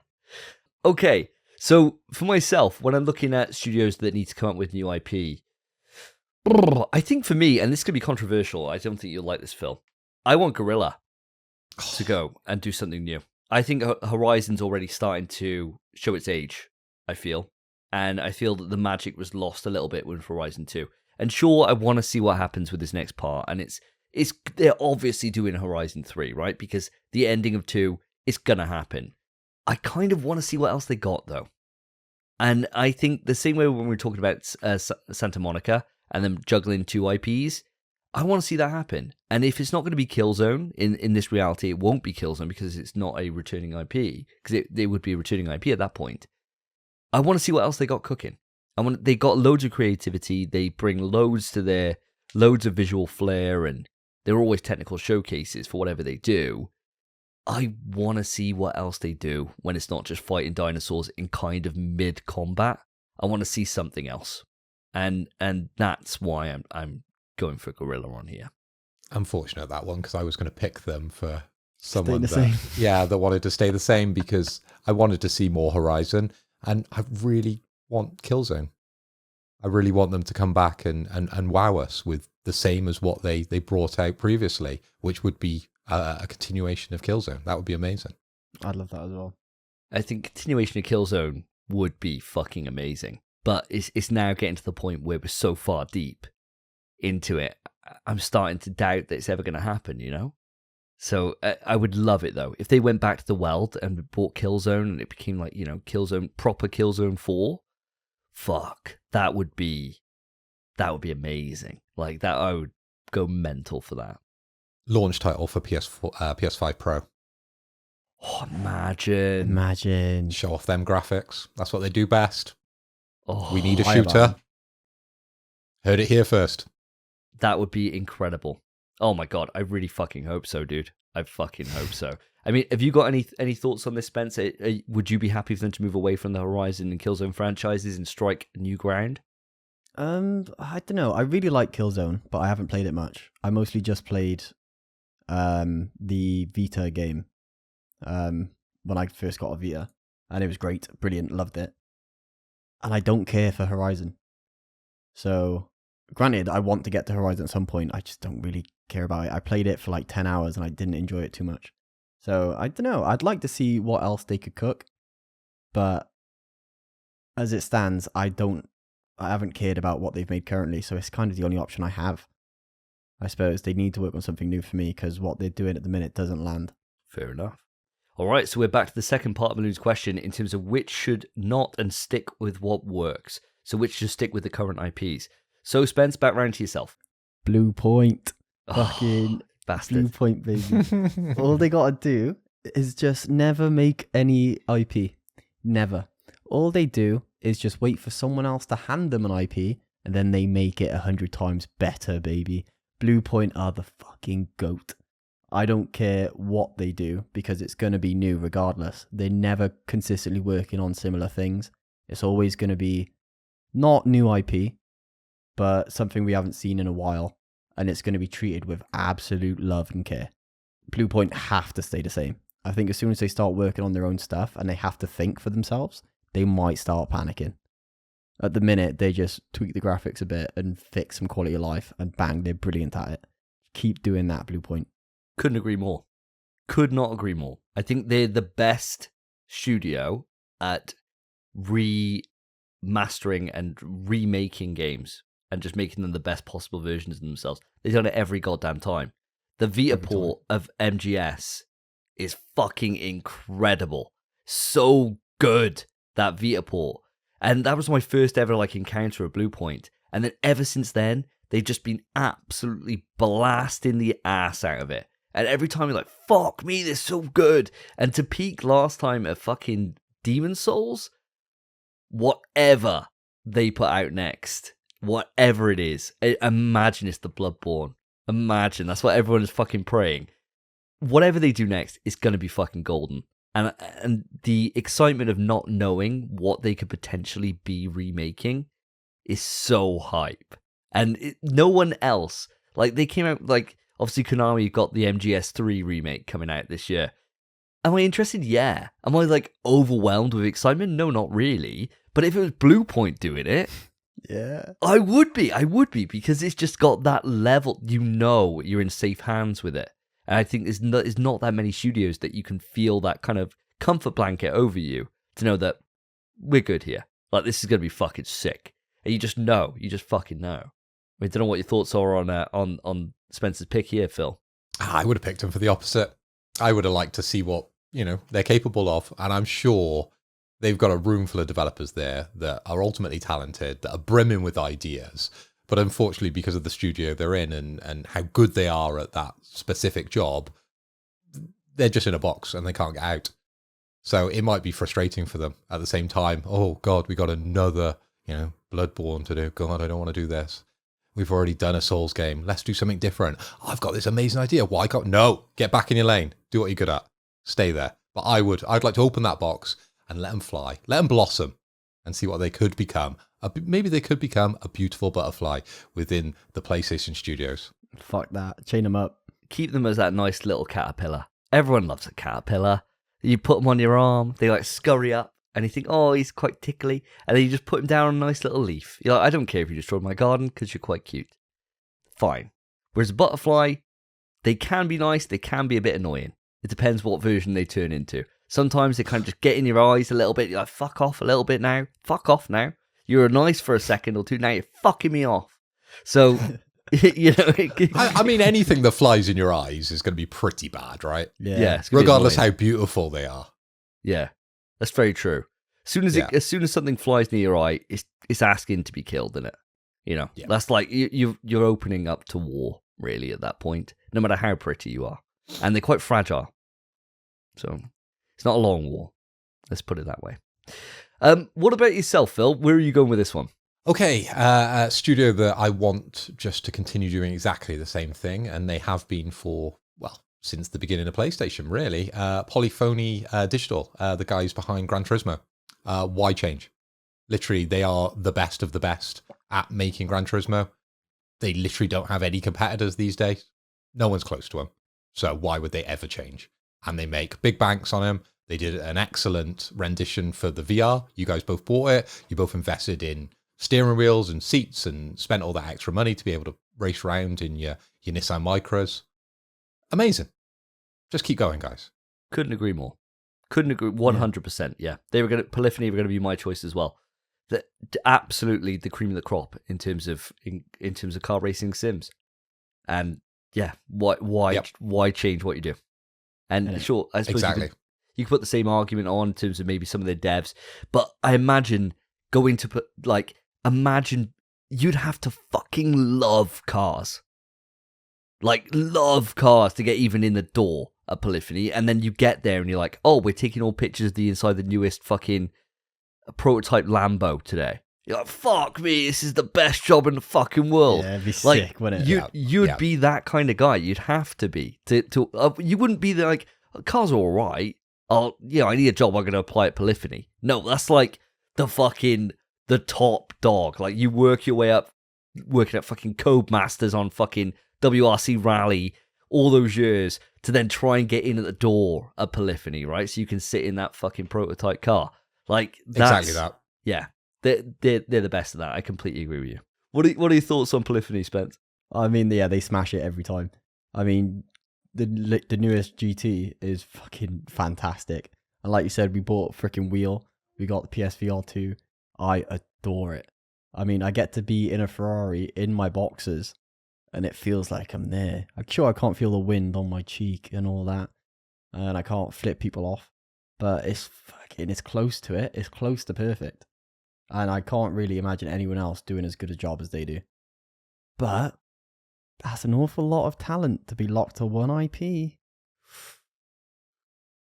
Ooh, I'd like to see them make like a Burnout-esque game, but the issue is car manufacturers don't like Burnout.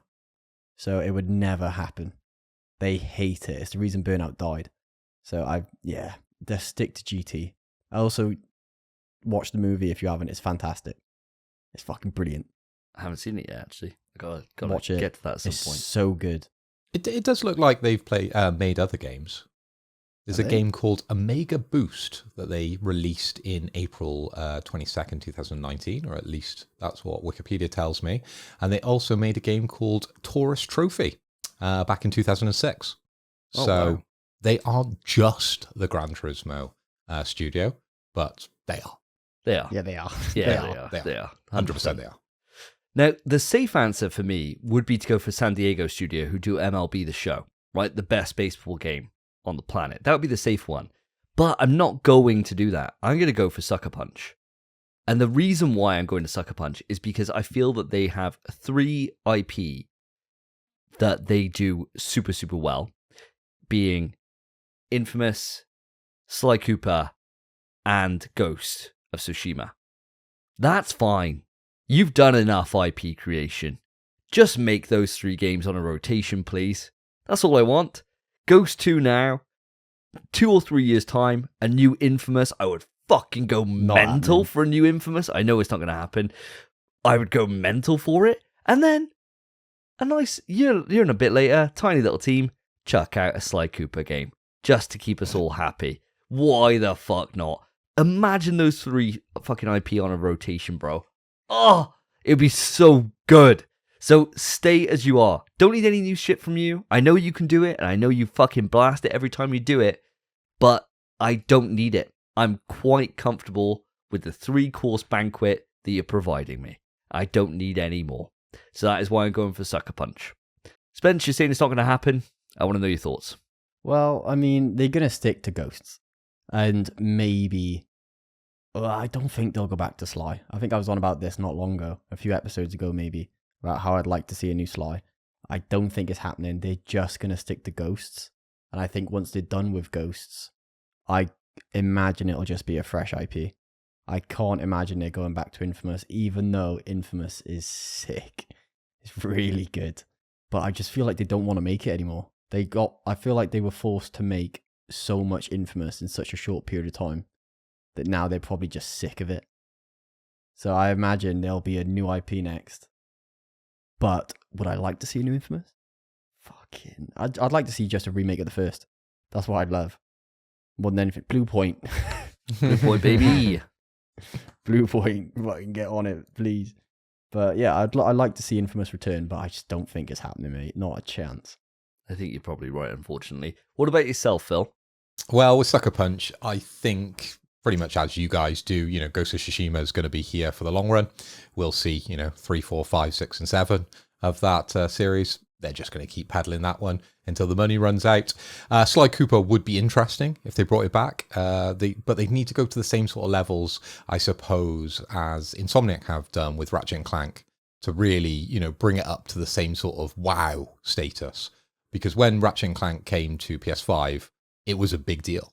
The visuals were incredible, story was incredible, great game, very entertaining. So they'd need to do the same sort of stuff to attract people back into playing Sly, because I don't think there's probably that many people out there that remember him too fondly. There's going to be, the older generation, such as us, but the newer generation wouldn't know Sly. He's been away too long. Like the younger generation, they probably would know Ratchet, because the cadence of games, it's been somewhat consistent. Okay? But yeah, I agree when it comes to Infamous series, probably just remakes from now on, I think. And then if that's popular enough, they could test the water like they're doing with a lot of IP, Silent Hill, obviously, Metal Gear Solid. And then if there's enough money in the bank, then we'll see it come back. Let's get hoping. Blue Point are on it, even though I would prefer Bloodborne. But that rounds out your question, Maloon. I hope you're happy with the responses. Let's move on to our number 2. Lurian has written in, the Hollywood hot dog himself, and he's written in, well, since Twitter is dying, or is dead, what's some features of your dream Twitter alternative? Some features fit for gamers, perhaps? And he says, P.S., but for real, this site is so awful, I need alternatives, fuck my life. I completely concur with you. Twitter is fucking tragic, but it's the best we got. So we need to come up with something new. So if we're coming up with I don't even know what we'd call it. We can call it Z instead of X.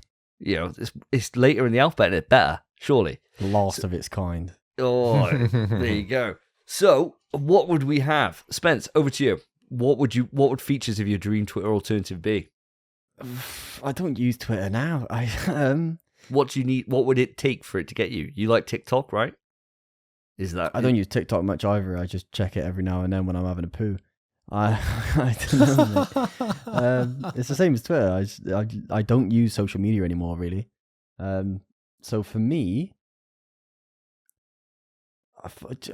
get rid of bots for one. Just get rid of them and the ads, and maybe integrate something similar to what Opera GX has, the browser, which it has Games Corner. Games Corner on Opera GX is basically, it shows you like loads of games with their release dates and their prices, and it'll have PlayStation, Xbox, Nintendo Switch, Steam, and then it will have another one for like new free-to-play games coming soon and stuff as well.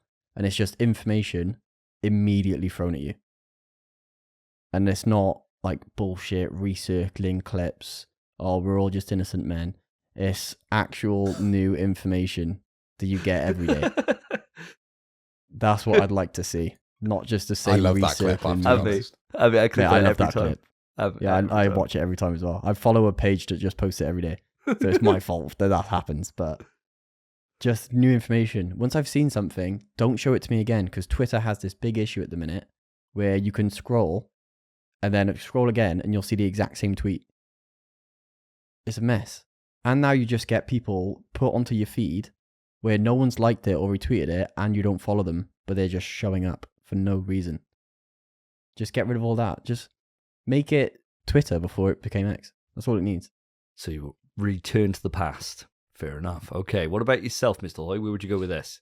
Well, I quite like Twitter. I'm on it all the time. I'm probably the outlier here, or the edge case scenario, because I really enjoy how Musk has changed Twitter. I really enjoy the way it's progressing and the new features that it's bringing to it. The only thing I would like, though, I'm really keen to do a live next time we do a reaction to maybe a PlayStation showcase, but unfortunately it's sort of gated at the moment, isn't it? You have to be a subscriber to the service. So that would be the sort of feature or the barrier, I suppose, that I'd want to remove within it. And I think it's only really a matter of time when it comes to Twitter, and I think they're just testing the waters to see how that works. Because at the moment, when you log on to Twitter, you'll see a bunch of people that are either, streaming video, or some people could even be streaming games, but they have to subscribe to the service. So I'd like that to be free. I'd like it to be open to everybody, and I think that would then encourage people to stream on X or to stream on Twitter, as opposed to just being on Twitch, for example, and then start to introduce some of those features that maybe from Twitch and from YouTube, and bring them and start to bring them into X. And make that more affordable, give people a larger share of the income when it comes to it, and I think you're onto a winner, really. I like it. Yeah, I do like it, and I gotta kind of agree with you, I suppose, for the most part. I don't mind what's happened to Twitter. I think it's fine. Do I miss old Twitter? Every now and again, when I see like the same kind of toxic bullshit all the time that comes up. For some reason, I think Twitter and YouTube particularly thinks I'm mega right-wing. And all I seem to get is things that hate women and hate minorities. And it's the complete opposite of how I am. And so I see this all the time and I think, why am I getting this? And I click on it because I'm like, what are they thinking? Like, what's going on here? And it's nice to understand. My dad always told me as a kid, and it's always stuck with me, that you've got to be able to make up your own mind on something. You've got to be able to hear both sides of an argument. And then you can kind of just put your stake in the ground of where you are. And so I see a lot of stuff that's very left-leaning, a lot of stuff that's very right-leaning. But the right side certainly seems to be taking over. And I don't know if it's because I'm looking at it to be like, what the fuck is going on over here, right? And then it thinks, oh, you must love this. And so I'm just getting more. I don't know if that's what's happening, and that could potentially be it. But yeah. I think for me, what I would like is, back in the day, and not even that long ago, but on PS4, we were able to have really close integration with both Facebook and Twitter on the PlayStation. So if I had a sick-ass clip, I could just post it direct to Twitter or direct to Facebook. And at the moment, those have gone. So the only way around it now is you save the clip, you go onto your PlayStation app on your phone, download it from there, and then manually upload it. And it works, it's fine. But I would like to just have that straightforward integration built back in. So my Twitter alternative would be a case where it offers creators the chance to be able to upload footage directly from like their games consoles and from the capture software, but also be able to have that live feature that you're talking about, Phil, to be able to just use it as a streaming platform as well. And you could just make it whatever you want it to be, that you don't have to go to Twitch, you don't have to go to YouTube Gaming, you don't have to do these other things. You can then, it's kind of a home for everyone. And that would mean it's not particularly the best at any particular thing, but it would mean that it can kind of do a bit of everything. And that's what I want it to do. Is like some of the things that I follow, which I really like, are people who are just posting up full movies. They're like, oh, here's the thing I love is where they're like, we've edited the entire Dragon Ball Z Cell vs. Goku fight. Here it is. And it's like an hour and 20. And I can think, great. Now I've wasted my time because I've just, the other day I spent 45 minutes just watching the Goku Vegeta when he's Margin. Just watch that entire fight. He was like, oh, I've edited this up. Here we go. And I was like, this is why I love Twitter. This is excellent. This is 45 minutes of my time well spent. But there's not enough of that kind of stuff. And I would like to be able to kind of condense the platform down to what I want it to be a little bit more than I do at the moment. I feel like there's too much stuff that kind of comes in that I'm not interested in. I wish I could curate it a little bit more than what I do. So I think having that kind of ownership of content would be what I would like. And finally, our last question of today is from X Marks the Box. So the Xbox side, if you're looking for a podcast, these guys are the places to go. Lewis and Alice do an absolutely fantastic job over there, so go and give them a listen. And they have asked us, Davey and Spencer are known trophy whores. What is the platinum you are most proud of, and what is the platinum you're most ashamed of? And I think we'll put this to all of us, obviously, even though he's directing that at myself and Spencer. But Spence, let's come to you first. What is the platinum you are most proud of? And then we'll go to Phil, and then we'll come to me, and then we'll loop back around for the one we're most ashamed of. Okay, so I would say that it's Last of Us 1 on the PS4, because that was a true grind. And that's my favorite game, and it was just a lot of effort. But I don't think it is Last of Us Part 1, because it was a sure thing that was going to happen eventually. I think the one I'm most proud of is probably Returnal, because the Returnal plat took me years to get. Like, it was a yearly grind to try and slowly nudge my way towards that platinum. And when it popped, the relief. Oh, just finally, it's done. And you know it's a good game because I didn't even uninstall the game after I got the platinum. I kept it because I thought I'm definitely going to want to play more. Did I? No. I uninstalled it shortly after. But I already want to re-download it because it's phenomenal. That easily, I think, is my proudest trophy, just from the amount of time spent actively trying to earn it. And even though it was a grind, it was fun. What a game. That has to be my proudest. Love to hear it, mate. Absolutely love to hear it. Got to concur with you on that thought. What a fantastic game that is. It's not my choice for my favourite, but still, proud of you for getting that one. What about yourself, Mr. Hoy? Which one are you most proud of? Your proudest one is always the latest one, surely. Most proud of Dave the Diver, because I've only just got it. I've only got 15 platinums. So there's not a lot to be proud of, really, but you know, your latest one's always at the top of that list, isn't it? So, yeah, very proud of Dave the Diver that I stuck with it, because it was one of those games that I thought, you know, we'll play the story out, see where that goes. But actually looking through it, there wasn't that much effort to go through it. They were frustrating as hell, as I said in my opener. But yeah, that would be one that I'm pretty proud of. Outside that, of course, Death Stranding. That took me 85 hours. It is one of my favourite games. Well, I suppose it is my favourite game of all time. So having a platinum for that, that's a big dick, swinging dick in it. It's nice to have.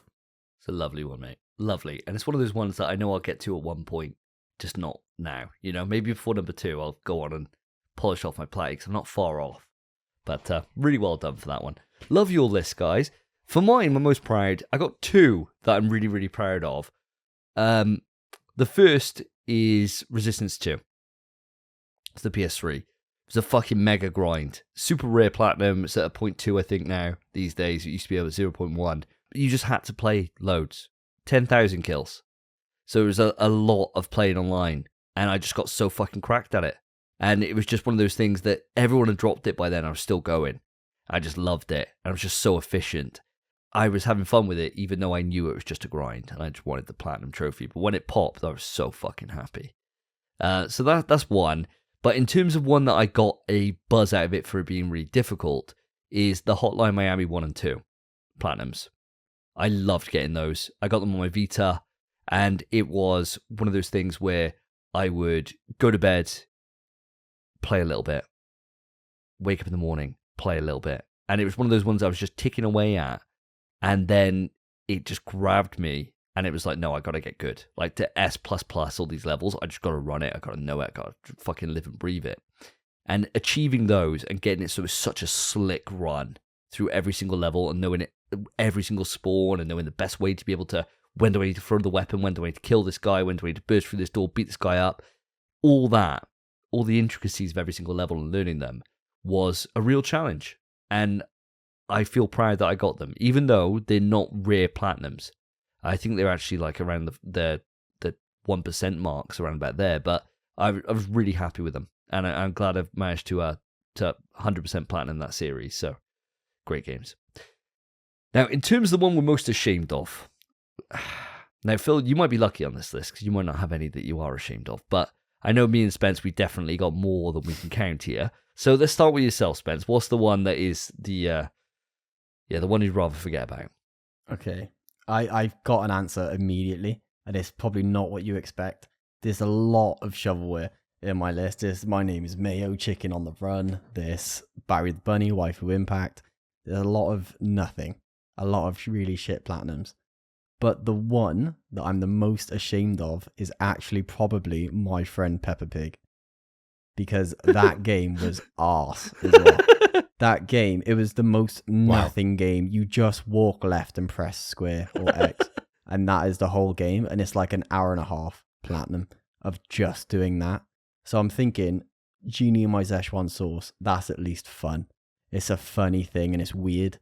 Chicken on the Run only takes 5 minutes. What's the harm? My Friend Peppa Pig was fucking shit. A really bad game. That if you want to call it a game. And it's too long to warrant just playing it for the platinum. That has to be my most ashamed. And it's even more embarrassing that I watched Davey do it and then chose to do it myself. After I saw what he went through. And then thought, I'll do that too. Easily my most ashamed. That game is arse. It's not a game. Oh man, you've fucking nailed it. I was gonna go for a Genie in my Szechuan sauce originally, and but now you've mentioned it, I'm not ashamed of it. Like I've mentioned the game quite often, right? Like I'm not actually ashamed of it. I think the one that I am actually ashamed of, and it's a shame because I didn't want it to happen, and I've mentioned this before in the show, the game that can't be mentioned 3 remake. Because I was going for my 100th platinum and I was working on other games at the time, getting them really close to be my 100th platinum and thinking, right, I might do Metal Gear Solid, it might be Metal Gear Solid, it might be something else. And then I just thought, right, I've got to review the PS5 edition of the game that can't be mentioned 3. I'll put it in, I'll run through the game really, really quickly, capture the gameplay, write my review, Bob's your uncle. Put it in, and it stole my 100th platinum from me because it just auto-pinged the plat. And I was like, fuck. And I just, it hadn't even crossed my mind that was going to happen. I hadn't even remotely considered it. And it just sucked. It's the first one that I thought, like, I didn't want that. Like, I just did not want it to happen. And there's nothing I can do about it. And that was my 100th just fucking gone in the wind. And all the way up to 100, we were talking about what's the 100th game going to be? It's going to be really special. You're going to do this really big thing. And it was like, yeah, I am. I'm going to do something like fucking great, blah, blah, blah, blah, blah. And it just was taken from me. Like the wind was just removed from my sails. And it's just like, oh, well, fucking hell. I got to grind up to 200 now, or I got to grind up to 150 or whatever it is, right? Like I've had 125 today. I had a better feeling off 125 than I did off 100 because it fucking nicked it from me. So I think that's the one that I'm most ashamed of because I'm just ashamed in myself for not thinking about what would happen. And just fucking sucks, man. Terrible. What about yourself, Phil? Hopefully you're going to say nothing. It's just all sunshine and rainbows over on your end. Well, I've got a huge amount of trophies, haven't I? I've got 15 platinums. 15! And I was looking back through them on the PlayStation app, scrolling through. And I was thinking, am I ashamed of any of these platinums? Now, my platinums generally are big titles or titles I've really, really enjoyed playing, and that's why I've gone that extra effort to knock out a few shitty platinum or trophies to get the platinum. Okay? So I was looking down, and I got back to PS3, and I thought, that's not even my platinum. So I actually only have 14, so I'm a big fat liar. There's a platinum trophy on here that someone else got. My brother got it. Never. So that's the one I'm ashamed it's on my list because it's not my platinum. It's for a game called Ratchet & Clank Q-Force. And I remember my brother playing it, and I remember him platinum it in the PS3 days. And I'm embarrassed it's on there because it's not mine. Damn. No way. So I do have some dirty laundry within my platinum list. There we go. Whoa. Fucking hell, mate. That's mad. Have you ever thought about going back and replaying it? just to do everything for the platinum so you could say it's your own? No, Fuck that. definitely not. No? Nuts. That would cross my mind. Definitely not, man. Definitely not. I don't think I even played it at the time, because when we had the PS3, me and my brother, we played a lot of games together, but we obviously just share the console.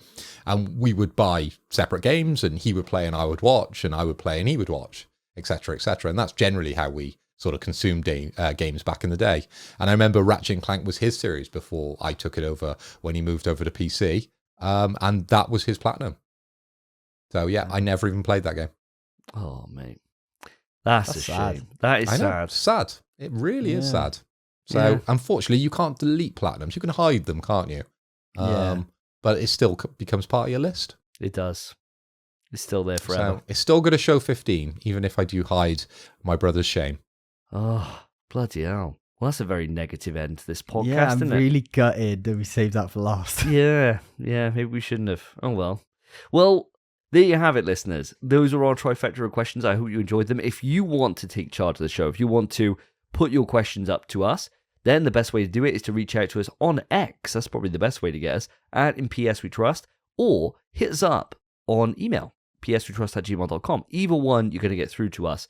But I do normally put up a thread on the day of recording to ask for questions and solicit them. So that's probably your best bet to get in, to be honest. I have loved going through these questions, and I've loved going through this episode with you guys. Always an absolute pleasure. Audience, if you've enjoyed it, there's a couple of ways you can let us know. The first way is to go on to your podcast service of choice and put a rating on. We're still at 5 stars, staying strong with that, and the ratings are going up, so I really, really appreciate everyone going on to Apple or onto Spotify, wherever you consume it, and putting a rating on. It really does help us find a larger audience, and we are starting to see tick through because of that. So if you haven't done it already, please consider going on there and doing that. Now, if you are on YouTube, then hi. Best thing you could do is to put a like on the video and subscribe to the channel if not already. And if you are, then what you could do is put a comment. And any of the questions we've gone through today, or anything you want to ask, you can always put it in the comment section. Now, we don't read the comment section out on the show. We just never do. So if you are going in there to ask a question that you want to appear on a future episode, I would suggest hitting us up on the Twitter instead.